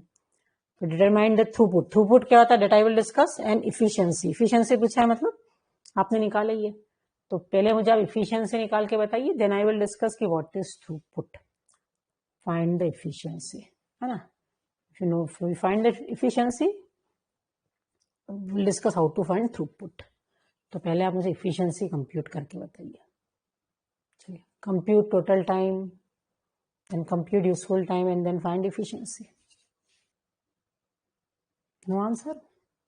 Efficiency, total time, अब आपको सब ऐड करना होगा ना, frame processing time, transmission time of acknowledgement and all this. Efficiency is 0.38, okay.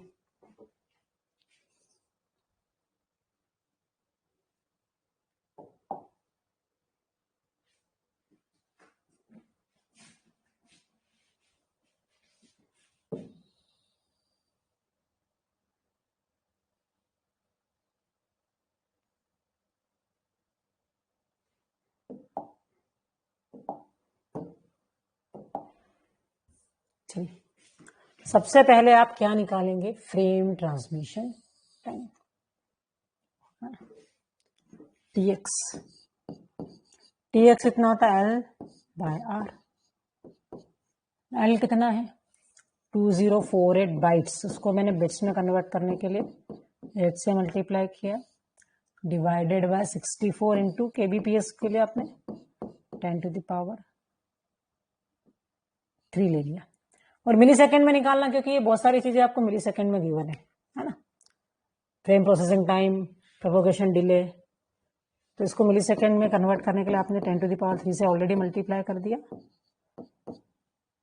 तो कितना आ रहा है, 2048 बाय 8, हाउ मच, तो टीएक्स कितना आ रहा है, 256 मिली सेकेंड्स। ये हमारे फ्रेम के ट्रांसमिशन का टाइम है। लेकिन आपको एक्नॉलेजमेंट की साइज भी गिवन है, तो आपको एक्नॉलेजमेंट का ट्रांसमिशन टाइम भी निकालना होगा, है ना। तो एक्नॉलेजमेंट का ट्रांसमिशन टाइम कैसे निकालोगे, एक्नॉलेजमेंट की size divided by data transfer rate. तो एक्नॉलेजमेंट आपका 10 बाइट्स का है, उसको बिट्स में कन्वर्ट किया, divided by 64 into 10 to the power 3। Seconds में आएगा, इसको मिली सेकेंड में कन्वर्ट करने के लिए you multiplied by 10 to the power 3। तो ये कितना आ रहा है, 10 बाय 8 मिली सेकेंड्स। तो 10 by 8 millisecond is how much, fraction में इट इज 1.25 मिली सेकेंड्स। ठीक है, तो हमने फ्रेम का ट्रांसमिशन टाइम निकाला, L, length of frame upon data transfer rate. जैसे एक्नॉलेजमेंट का ट्रांसमिशन टाइम कैसे निकलेगा, length of acknowledgement upon data transfer rate, तो वही सेम है। तो एक्नॉलेजमेंट का ट्रांसमिशन टाइम 1.25 मिली सेकेंड्स आ गया। Agreed everyone. अब आपका टोटल टाइम कैसे निकलेगा, तो अब टोटल टाइम में सारी चीजें ऐड हो जाएगी, TX plus TP plus frame processing time,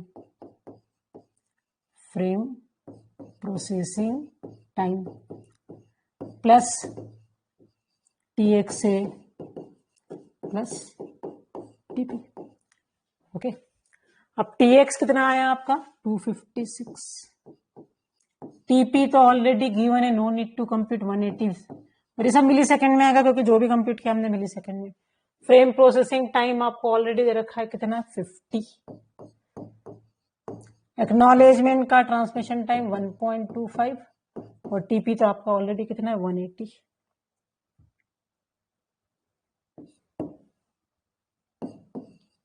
तो व्हाट इज द सम, ये सम कितना हो रहा है, टोटल टाइम इज 667.25, 667.25। अब इफिशियंसी कैसे निकालते हैं, useful time divided by total time. Useful time तो आपका सिर्फ फ्रेम प्रोसेसिंग टाइम होता है, फ्रेम प्रोसेसिंग टाइम कितना है, 256। तो 256 डिवाइडेड बाय 667.25। ओके, तो ये कितना आ रहा है, तो इट इज 0.38. ओके,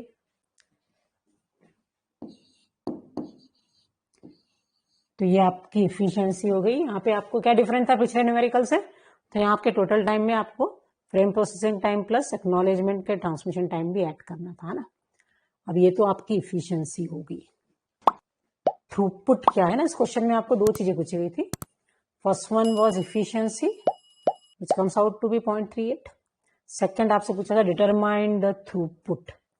तो what is this throughput?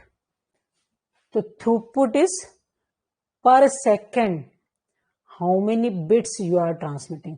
Throughput जब भी आपसे पूछा गया है तो जो भी आप टास्क कर रहे हैं पर यूनिट ऑफ टाइम, वो टास्क आप कितना कर सकते हो. यहां आप क्या कर रहे हो? बिट्स ट्रांसमिट कर रहे हो. तो पर यूनिट ऑफ टाइम आप कितनी बिट्स, पर यूनिट ऑफ टाइम तो यहाँ यूजुअली हम पर सेकंड की बात करते हैं. तो पर सेकंड में कितनी बिट ट्रांसमिट कर सकती हो, दैट इज माई थ्रूपुट. वो मेरे चैनल का थ्रूपुट है कि पर सेकंड कितनी बिट ट्रांसमिट कर सकता है. तो थ्रूपुट शुड बी 64, क्या दे रखा, 64 kbps दिया ना, तो इट शुड बी 64 kbps. कोई डाउट ही नहीं. Per unit of time you are transmitting 64 kbps. तो क्या थ्रूपुट 64 kbps नहीं है? तो नो. आप जब भी ट्रांसमिट करते हैं you transmit at the rate of 64 kbps. लेकिन आप कंटिन्यूअस ट्रांसमिट नहीं करते ना. स्टॉप एंड वेट प्रोटोकॉल है. आप कुछ देर ट्रांसमिट करते हैं, then you wait for acknowledgement. तो थ्रूपुट मतलब basically average data transfer rate आपसे पूछा गया. तो आप जब भी ट्रांसमिट कर रहे हैं 64 kbps से कर रहे हैं, नो डाउट. लेकिन after transmitting the frame you weights for acknowledgement. और ये वेटिंग टाइम जो है वो आपके एवरेज स्पीड को 64 kbps से कम कर देता है. तो आपका थ्रूपुट मतलब पर बिट्स कितने, पर सेकंड कितनी बिट्स ट्रांसमिट कर रहे हैं इज नॉट 64 kb. ये ट्रांसफर स्पीड इज दिस कि आप इतनी स्पीड से ट्रांसमिट कर रहे हैं, लेकिन ट्रांसमिट करने के बाद वेट कर रहे हैं, है ना. आप 100 मीटर से भाग सकते हो, 100 मीटर पर सेकंड की स्पीड से भाग सकते हो, लेकिन आप हमेशा नहीं रन कर रहे हो. तो your average speed will be somewhat different, है ना. तो यहाँ भी यही होगा कि एवरेज स्पीड आपकी डिफरेंट हो गई, क्योंकि आप हमेशा कंटिन्यूसली ट्रांसमिट नहीं कर रहे. तो थ्रूपुट क्या होगा? तो थ्रूपुट जनरलाइज अगर मैं करती हूँ, इसको दोनों तरीके से मैं आपको करके बताऊंगी. टोटल टाइम है 667.25 आया ना, ये याद रखिएगा. तो थ्रूपुट का जनरल फॉर्मूला है इफिशियंसी इंटू आर.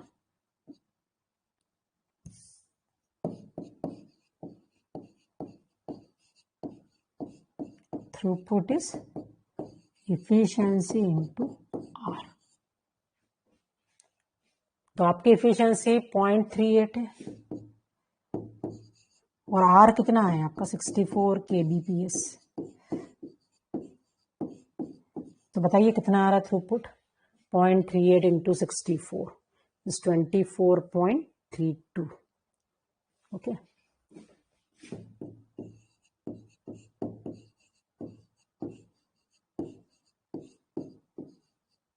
चलिए. तो एक तरीका तो डायरेक्ट ये है कि थ्रूपुट आपकी इफिशियंसी को you multiply by your data transfer rate. तो your efficiency is 0.38, data transfer rate is 64 kbps. तो योर throughput is 24.32 kilobits per second. Agreed everyone? Throughput clear है सभी को? Per second how many bits you are transmitting. अब एक तरीका तो थ्रूपुट निकालने के लिए कि डायरेक्ट आपने ये याद रख लिया थीटा इंटू आर. ठीक है. दूसरा वे क्या हो सकता? तो जो लॉजिकली आप सोचोगे तो वही आंसर वही आना है. थ्रूपुट तो इसी चैनल का है. टोटल कितना टाइम लगा आपको एक फ्रेम को ट्रांसमिट करने में? तो टोटल इट इज 667.25 मिलीसेकेंड. ठीक है.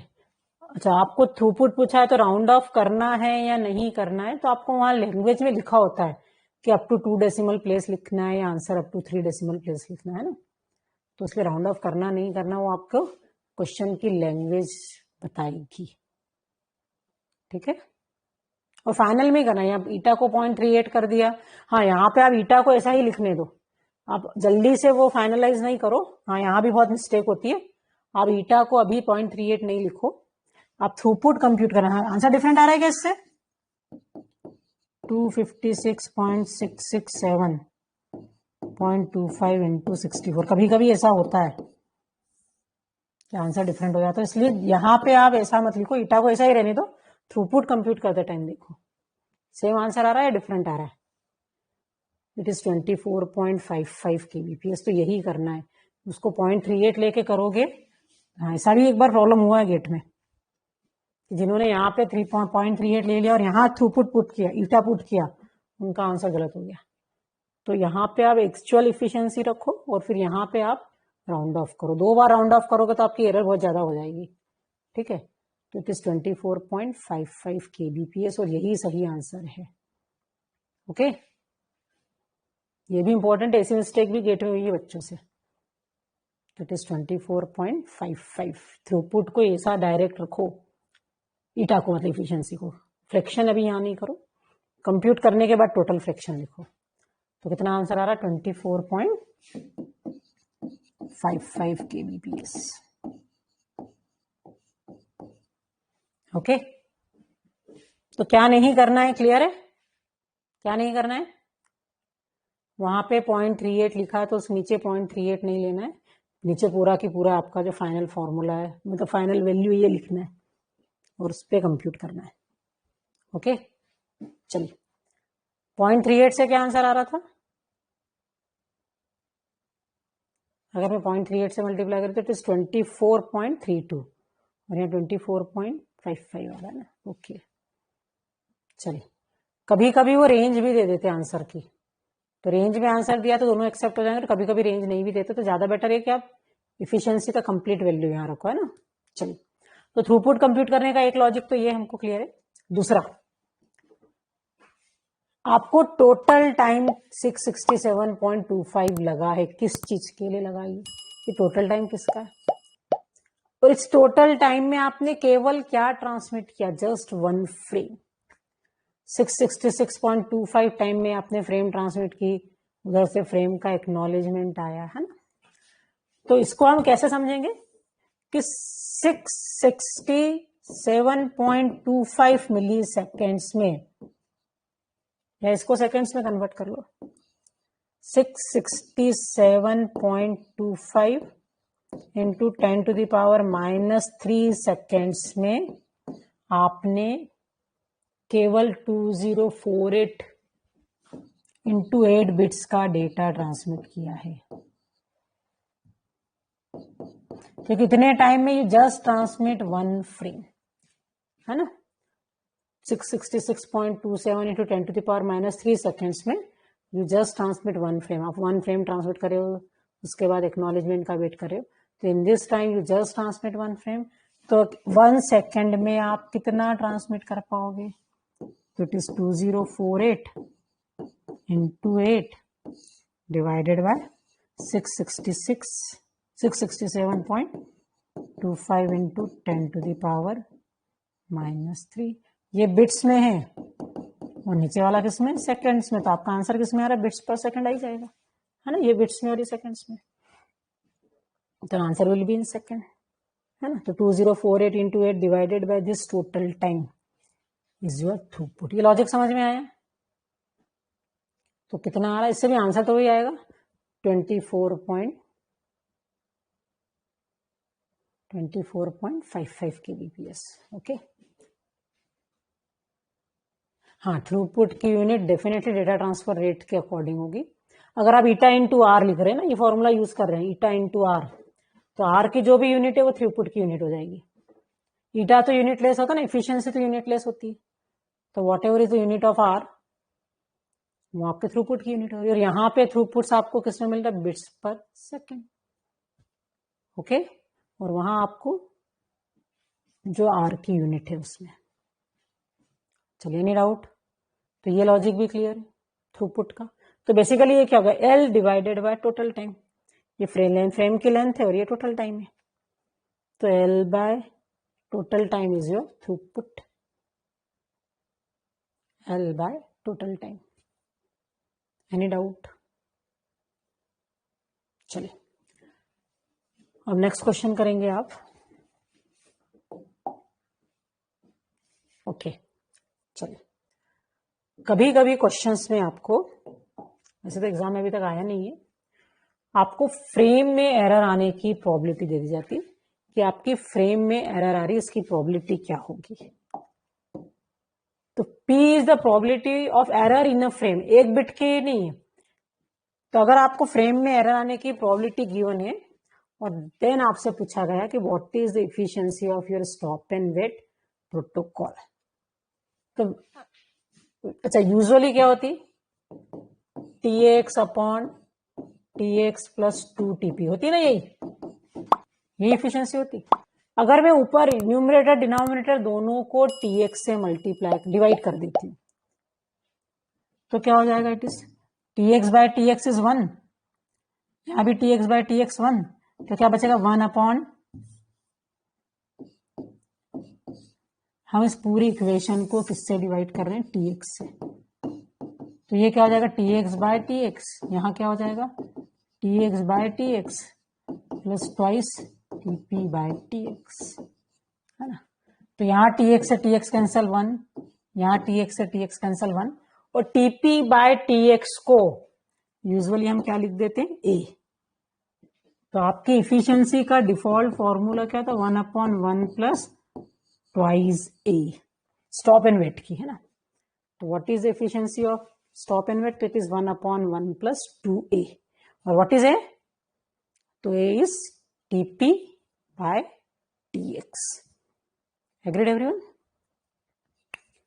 लेकिन what is the efficiency when frame की एरर की प्रोबेबिलिटी दी है, तो P is the probability of frame error. तो what is the efficiency of your stop and wait protocol, तो 1 माइनस P मतलब कोई एरर नहीं आए, तो 1 माइनस P डिवाइडेड बाय अपनी जो नॉर्मल इफिशियंसी होती है 1 अपॉन 1 प्लस 2A।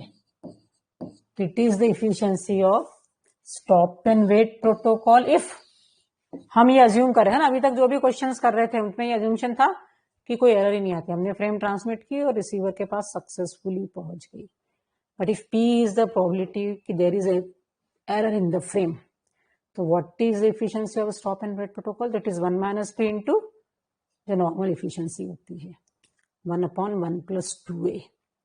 ओके, तो अगर फ्रेम में एरर आने की प्रोबेबिलिटी गिवन है तो हाउ टू कंप्यूट एफिशिएंसी, चलिए तो अब ये न्यूमेरिकल मुझे करके बताएंगे।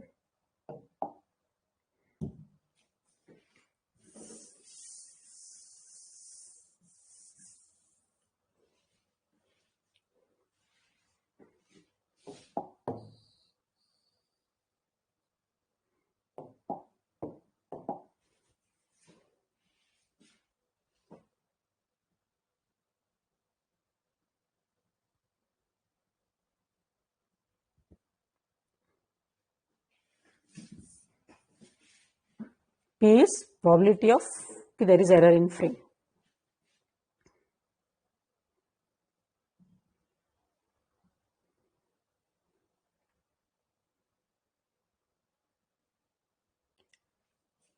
हाँ, अकुल का एक डाउट, अच्छा पहले इस क्वेश्चन को करो फिर मैं अकुल आपके क्वेश्चन का आंसर देती हूँ। Link utilization, channel utilization usually efficiency ही होता है, लेकिन चलो तो अभी तो इफिशियंसी निकाल के बताओ।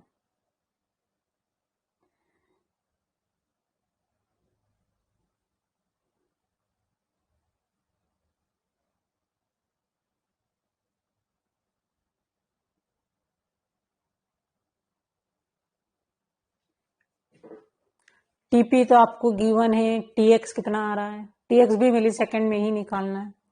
TP is directly given to you 270 milliseconds. TX कितना आ रहा है, यानी आंसर टीएक्स कितना है, टीएक्स इज 10 मिली सेकेंड है ना, और टीपी इज 270।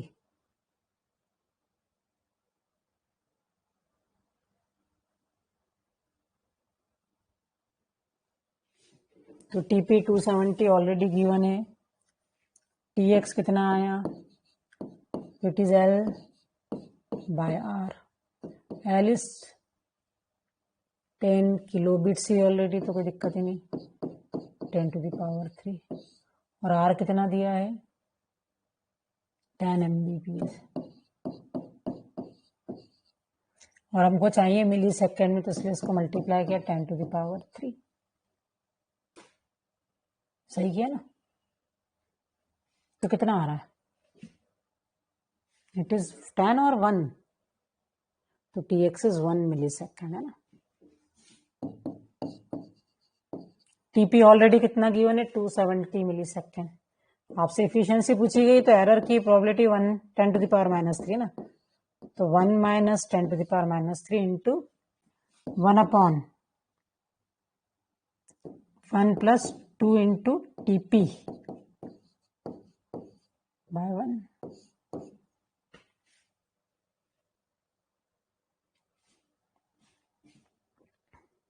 ठीक है,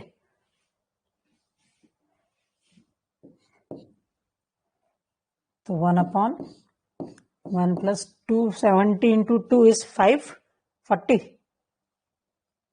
होगा ना, 270 into 2 is 540 plus 1 541, so it is 1 - 10⁻³ divided by 541। अब इस कंप्यूटेशन का जो भी रिजल्ट आ रहा है 0.0018, वो परसेंट में पूछा होगा तो ये मल्टीप्लाइड बाय 100, तो ये आपके चैनल यूटिलाइजेशन होगा, है ना। चलिए, चैनल यूटिलाइजेशन या लिंक यूटिलाइजेशन क्या एफिशिएंसी होती है, तो most of the time link और चैनल यूटिलाइजेशन रिप्रेजेंट्स एफिशिएंसी, लेकिन कभी कभी उनका लिंक यूटिलाइजेशन या चैनल यूटिलाइजेशन से पर्पस होता आप थ्रूपुट निकाल के बताओ। तो अगर थ्रूपुट पूछा होता तो आपसे क्या पूछा जाता, आपको फिर कैसे पता चलेगा कि लिंक यूटिलाइजेशन मतलब थ्रूपुट पूछ रहे हैं या लिंक यूटिलाइजेशन मतलब लिंक यूटिलाइजेशन या चैनल यूटिलाइजेशन एक ही बात है ना। तो ये वर्ड थोड़ा सा एम्बिगियस है, कभी कभी ये थ्रूपुट के सेंस में भी यूज किया जाता है और कभी कभी ये एफिशिएंसी के सेंस में भी यूज किया जाता है। तो आपको कैसे पता चला, यहाँ तो लिंक यूटिलाइजेशन पूछा है, कुछ पूछा ही नहीं, यूनिट ही नहीं दी। तो सबसे पहले यूनिट नहीं दी मतलब आपसे कोई यूनिटलेस चीज पूछी गई है, और एफिशिएंसी क्या होती है यूनिटलेस। तो इस क्वेश्चन में बिकॉज यूनिट नहीं मेंशन है तो आपको थ्रू एफिशिएंसी ही निकालनी थी। समझ आ रहा है ना मैं क्या डिस्कस कर रही हूँ। तो channel utilization sometime represent efficiency, sometime represent throughput. तो आपको लैंग्वेज से डिसाइड करना है कि एफिशिएंसी पूछ रहा है या थ्रूपुट। यहाँ एफिशिएंसी क्यों निकालनी थी, क्योंकि आपसे चैनल यूटिलाइजेशन पूछा लेकिन बिट्स पर सेकेंड या किलो बिट्स पर सेकेंड या मेगा बिट्स पर सेकेंड कुछ नहीं दिया, यूनिटलेस चीज पूछी, और यूनिटलेस तो केवल क्या होगा efficiency in fraction. Channel utilization in percent लिखा होता तो भी डेफिनेटली एफिशिएंसी लिखी, क्योंकि थ्रूपुट को तो आप परसेंट में नहीं, थ्रूपुट को तो आप बिट्स पर सेकंड में लिखेंगे। तो सिंपली चैनल यूटिलाइजेशन लिखा है तो एफिशिएंसी निकालो और लिखना है in fraction. Channel utilization in percent लिखा है तो find the efficiency in percent, और channel utilization in kilobits per second या मेगा बिट्स पर सेकेंड लिखा है। तब आपसे क्या पूछा गया है थ्रूपुट। तो इस वर्ड के साथ यूनिट का ध्यान रखो, क्या यूनिट पूछी गई है, और इस यूनिट के अकॉर्डिंग आप कंक्लूजन निकालेंगे कि थ्रूपुट पूछा है और एफिशिएंसी पूछी, और एफिशिएंसी भी अगर पूछी है तो फ्रिक्शन में या परसेंट में। क्लियर, ठीक। तो किसी क्वेश्चन में लिंक यूटिलाइजेशन मतलब थ्रूपुट, तो आप लैंग्वेज पढ़ के डिसाइड करेंगे कि थ्रूपुट निकालना है या एफिशिएंसी निकालनी है। Any confusion in this question? तो ये मीनिंग क्लियर इसका। चलिए अब नेक्स्ट क्वेश्चन आप ट्राई करेंगे।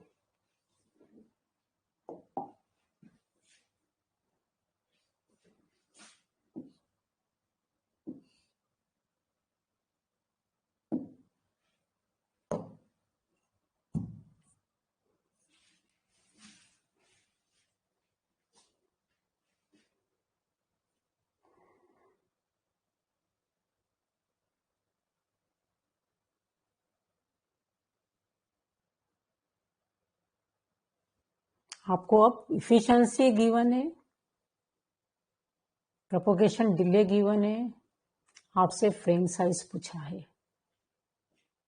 Efficiency is given to you, propagation delay is given to you, और आपसे what is asked? तो they asked about frame size. चलिए तो फाइंड द आंसर. छोटा सा ब्रेक ले रही हूँ.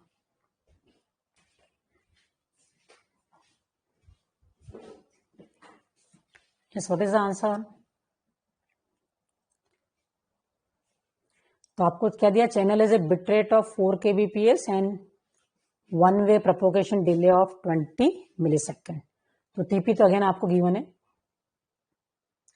आपको टीएक्स में आर तो गिवन है.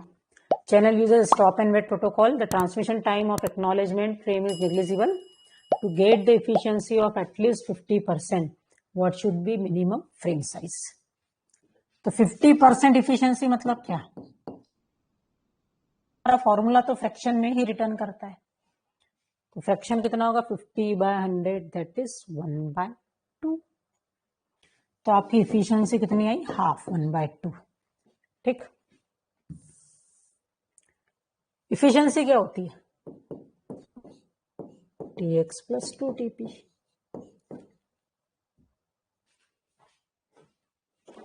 चलिए, तो what is the answer? 160 bits. इस आंसर में किसी को डाउट है? हमने इफिशिएंसी हमको एटलीस्ट 50%, तो 50% इफिशिएंसी पे टीपी ऑलरेडी गिवन था. TX comes out to be 40 milliseconds, और उस 40 मिलीसेकेंड से व्हाट इज टीएक्स? L/R. और ऑलरेडी कितना गिवन था? 4 kbps. तो एल कितना आ गया आपका? 160 बिट्स. तो इस क्वेश्चन में किसी को डाउट है तो what is the answer? It is 160 bits. Answer D is correct. ठीक है. Any doubt? कोई कंफ्यूजन, कोई डाउट? चलिए, लेकिन इसी क्वेश्चन में मैंने आपसे पूछा, इसी क्वेश्चन को मॉडिफाई किया है कि for what frame size does stop and wait returns 100% efficiency. किस फ्रेम साइज के लिए स्टॉप एंड वेट की इफिशिएंसी 100% होगी? 50% इफिशिएंसी के लिए आपकी फ्रेम साइज 160 बिट्स थी. तो 100% इफिशिएंसी के लिए what should be your frame size? For what frame size does stop and wait returns the efficiency of 100%? इस 320 करेक्ट आंसर? क्या आप 320 आंसर दे रहे? फिर से चेक करो. Is 320 correct answer? किस फ्रेम साइज के लिए stop and wait 100% efficiency return करेगा? For what frame size does stop and wait returns 100% efficiency. तो लेट्स ट्राई. इफिशिएंसी का फॉर्मूला क्या है? Eta equal to Tx/Tx + 2Tp.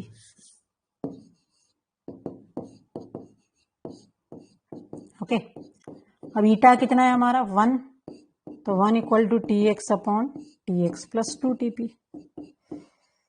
तो अगर हमने क्रॉस मल्टीप्लिकेशन किया तो क्या हो जाएगा? ये Tx + 2Tp equal to Tx.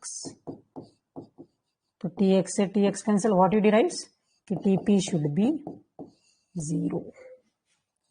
Okay. तो क्या Tp 0 हो सकता है? नहीं हो सकता. डेफिनेटली सेंडर से रिसीवर तक फ्रेम को ट्रांसमिट करने में इट विल टेक टाइम. तो टीपी कैन नॉट बी 0. तो इसका मतलब क्या हुआ? इसका मतलब ये हुआ कि स्टॉप एंड वेट में आप कभी भी 100% इफिशिएंसी नहीं अचीव कर सकते.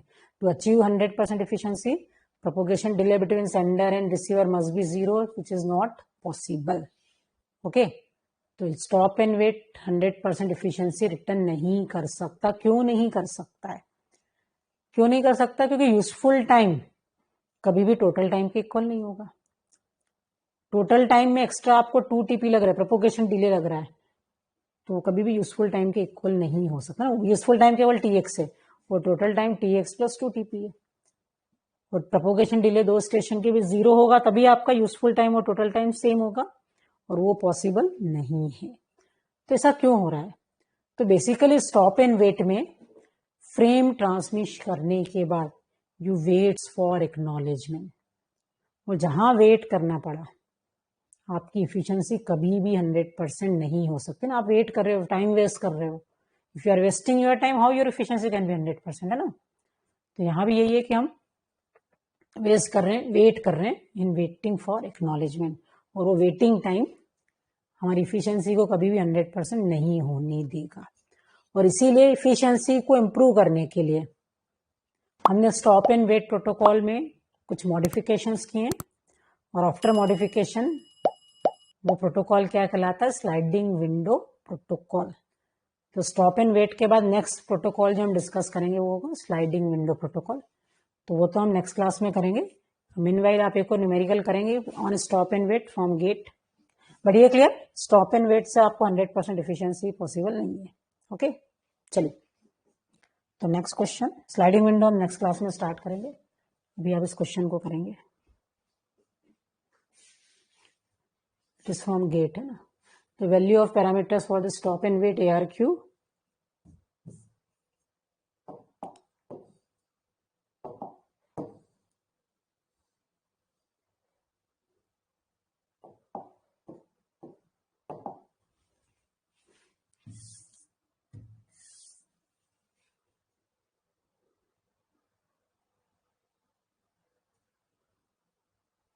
bit rate 1 Mbps, propagation delay 0.75 millisecond, frame processing time 0.25, number of bytes in the data frame 1980, number of bytes in acknowledgement, number of overhead bytes in the data frame. Assume that there is no transmission error, then the transmission efficiency expressed in percentage, है ना, यहाँ पर लिख रखा है, of the stop and wait protocol for the above parameter is। अब यहां पे आपको एक एक्स्ट्रा जो आया है ये ओवरहेड आ गया। ये ओवरहेड बाइट क्या होता है? ओके, आपने पढ़ा था फर्स्ट लेक्चर में कि हर लेयर अपना हेडर ऐड करती है। वो हेडर भी तो इंफॉर्मेशन है, बाइट्स के फॉर्म में होगा। तो जो हेडर हमने ऐड किया दैट इज ओवरहेड, बर्डन है हमारे ऊपर, है ना। हमको तो सिर्फ डेटा ट्रांसमिट करना था, लेकिन वो साथ में ओवरहेड भी ऐड करना पड़ा, हेडर भी ऐड करना पड़ा। दैट हेडर इज ओवरहेड, है ना। ठीक है, तो आपकी जो फ्रेम साइज है कितनी दे रखी, 1980, और उस फ्रेम में 20 बाइट्स का हेडर है। ठीक है, तो ओवरहेड मतलब size of header is given to you 20 bytes. Clear? तो ओवरहेड, हेडर, एक्नॉलेजमेंट, ये सब क्या कंसिडर किए जाते हैं, प्रोटोकॉल्स के ओवरहेड। अब इससे हमको फर्क क्या पड़ रहा है, हमारी ओरिजिनल फ्रेम साइज तो 1980 बाइट दे ही रखी है, तो इस ओवरहेड से फर्क क्या पड़ रहा है, इस क्वेश्चन में ऐसा क्या डिफरेंट है जो प्रीवियस क्वेश्चंस में हमने नहीं किया। देखो, अब ऊपर यूजफुल टाइम में क्या लेते हो, फ्रेम ट्रांसमिशन टाइम। अब फ्रेम की साइज वैसे तो 1980 बाइट्स की है, लेकिन उसमें 20 बाइट का ओवरहेड है, 20 बाइट का हेडर है। तो एक्चुअल में आपकी फ्रेम में कितने बाइट्स का डेटा है, एक्चुअल में आपकी फ्रेम में कितने बाइट्स का डेटा है, नहीं 2000 बाइट का डेटा नहीं है। Number of bytes in data frame 1980 का तो डेटा फ्रेम का साइज है, और उन 1980 में 20 बाइट का ओवरहेड है। ठीक है, the number of bytes in data frame is 1980, और उसमें 20 बाइट्स का ओवरहेड है। उस 1980 में 20 बाइट इंक्लूडेड है, क्योंकि आपको सिर्फ ये नहीं लिखा है कि number of data in data frames, आपको 1980 डेटा फ्रेम की साइज दी है, और उसमें 20 बाइट का ओवरहेड है। तो एक्चुअल डेटा कितना होगा, 1980 माइनस 20, दैट इज 1960। ठीक है, तो जो यूजफुल टाइम है उसमें आप हेडर ट्रांसमिशन का टाइम भी नहीं यूज करेंगे। तो यूपर जो TX है वो केवल 1960 का निकलेगा, क्योंकि हेडर ट्रांसमिट करना भी तो यूजफुल थोड़ी है, यूजफुल टाइम तो केवल डेटा ट्रांसमिट करना है। तो ऊपर जो TX निकालोगे वो 1960 जो यूजफुल TX है, it is for data only. अच्छा, मेरा आप जो क्वेश्चन है कि टोटल टाइम में जो आप TX निकालोगे, TX plus TP plus TXA plus TP, तो यहां जो TX निकालोगे वो 1960 का निकालोगे कि 1980 का? ऊपर तो 1960 का निकालना है, बिकॉज यूजफुल टाइम वही है when you are transmitting data, when you are transmitting header it is not useful. ठीक है, तो ऊपर तो 1960 का निकालना है, लेकिन नीचे 1980 का, क्योंकि आपको ट्रांसमिट तो ओवरहेड भी करना ही है ना, तो ओवरहेड ट्रांसमिशन का टाइम भी ऐड करना है। तो नीचे जो फ्रेम ट्रांसमिशन टाइम आएगा इसमें 1980 होगा, और ऊपर जो फ्रेम ट्रांसमिशन टाइम होगा उसमें 1960 होगा। ठीक है, अभी तक के क्वेश्चन में आपको फ्रेम में हेडर है ऐसा कुछ इंफॉर्मेशन था ही नहीं, तो आप यही अज्यूम करते हो कि कंप्लीट फ्रेम में डेटा है या जो भी है। लेकिन अब इस क्वेश्चन में आपको डेटा की साइज अलग गिवन है और हेडर की अलग गिवन है, तो जो useful time it is the time to transmit only data. तो ऊपर 1960 का टीएक्स और नीचे कंप्लीट फ्रेम का टीएक्स प्लस टीपी, और यहाँ तो बहुत सारी इंफॉर्मेशन आपको गिवन है। तो now what is your efficiency, find the efficiency of stop and wait now. ठीक है, एक्नॉलेजमेंट का ट्रांसमिशन टाइम भी निकालना है, क्योंकि 20 बाइट दे रखी है एक्नॉलेजमेंट की साइज, फ्रेम प्रोसेसिंग टाइम दे रखा है, प्रोपोगेशन टाइम दे रखा है। तो पहले मेरा क्वेश्चन है, मतलब 3 टीएक्स निकालने हैं आपको, एक 1960 का ट्रांसमिशन टाइम, एक 1980 का ट्रांसमिशन टाइम, और एक एक्नॉलेजमेंट का ट्रांसमिशन टाइम। सबके आंसर इतने वेरी क्यों कर रहे हैं? कोई 90 बोल रहा है, कोई 78, 87। चल, तो सबसे पहले टीएक्स फॉर डेटा ओनली, मैं इसको टीएक्स डी लिख देती हूँ, क्योंकि यूजफुल तो होगा टीएक्स फॉर डेटा ओनली। तो टीएक्स डी कितना होगा? तो इट इज 1960, बाइट्स को बिट्स में कन्वर्ट करना है तो into 8 divided by your data transfer rate कितनी गिवन है? 1 MBPS। और किसमें निकालना है? मिली सेकेंड्स में, क्योंकि ये सब मिली सेकेंड्स में है ना। 1 MBPS को 10⁶ बिट्स पर सेकेंड लिख दूं मैं।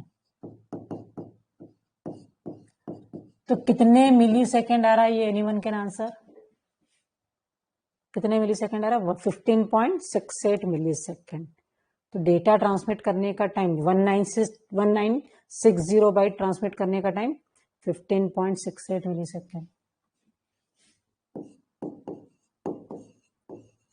कंप्लीट फ्रेम के ट्रांसमिशन का टाइम, उसको टीएक्स लिखते थे, उसको 1980।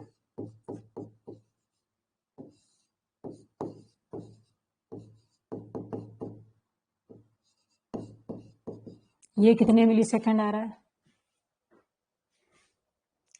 कंप्लीट फ्रेम को 1980 को ट्रांसमिट करने का time how much? It is also 15.84। 1960 में 68 था और ये 84 है। ओके, तो इट इज 15.84 मिली सेकेंड। अब एक्नॉलेजमेंट को ट्रांसमिट करने का कितना टाइम आ रहा है? टीएक्स ऑफ एसी के टीएक्स से, तो एक्नॉलेजमेंट कितने बाइट्स का है? 20 बाइट्स। तो 20 इंटू 8 डिवाइडेड बाय 10⁶ कितने मिली सेकेंड्स आ रहा है? तो इट इज 0.16 मिली सेकेंड्स। बस ये 3 चीजें आपको कंप्यूट करनी थी, है ना। बाकी तो आपको डायरेक्टली क्वेश्चन में गिवन है। Frame processing time 0.25, propagation delay 0.75, है ना। तो अब आप बाकी क्वेश्चन तो आप खुद ही सॉल्व कर सकते हो। अब आपको क्या पूछा? एफिशिएंसी। एफिशिएंसी कैसे निकालोगे? TX D upon TX of complete data plus TP plus frame processing time आपको गिवन ही है, मैं इसको एफ लिख देती हूँ, प्लस टीएक्स ऑफ एक्नॉलेजमेंट और टीपी फॉर एक्नॉलेजमेंट। तो डेटा का ट्रांसमिशन टाइम कितना है? 15.68 डिवाइडेड बाय 15.84, और प्रोपोगेशन डिले कितना था? 0.75। कितना गिवन था? टीपी 0.75, और फ्रेम प्रोसेसिंग टाइम कितना गिवन है? 0.25। तो 0.75 प्लस 0.25 प्लस TX से आया 0.16 प्लस TP 0.75 और डेफिनेटली इस पूरे को किससे मल्टीप्लाई कर दोगे बाय 100। ये टोटल कितना आ रहा है, किसी ने कंप्यूट किया है? 17.75। तो 15.68 डिवाइडेड बाय 17.75 इंटू 100, क्योंकि आपसे परसेंट में पूछा है। तो कितना आंसर आ रहा है ये? 88.33।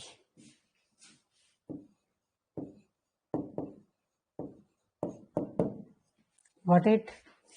तो क्या डिफरेंस था? यूजफुल मतलब डेटा का ट्रांसमिशन टाइम, उसमें हेडर ट्रांसमिशन टाइम भी ऐड नहीं करना है अगर हेडर की साइज आपको गिवन हो तो। ओके, इतना क्लियर सभी को? तो आप रिवाइज करके आइए, रिवाइज करते रहिए। मैं कुछ सिंपल प्रैक्टिस क्वेश्चंस भी डालने वाली हूँ इसी बैच में, तो उन प्रैक्टिस क्वेश्चंस को भी आप प्रैक्टिस करिएगा। है, बहुत सिंपल है। सबसे पहले आप क्लास के बाद उन्हीं प्रैक्टिस, अभी मैंने डाले नहीं है, वो कल तक अवेलेबल हो जाएंगे, तो पहले उन्हीं क्वेश्चंस की प्रैक्टिस करना जो क्लास में हमने डिस्कस किया है, उसी पे बेस्ड क्वेश्चंस है। तो पहले उन्हीं क्वेश्चंस की प्रैक्टिस करना, पहले रिविजन करना, फिर उन क्वेश्चंस की प्रैक्टिस करना, फिर बुकलेट को सॉल्व करना है। ओके, चलिए, तो आज इतना ही। अब हम नेक्स्ट थर्सडे को आगे कंटिन्यू करते हैं।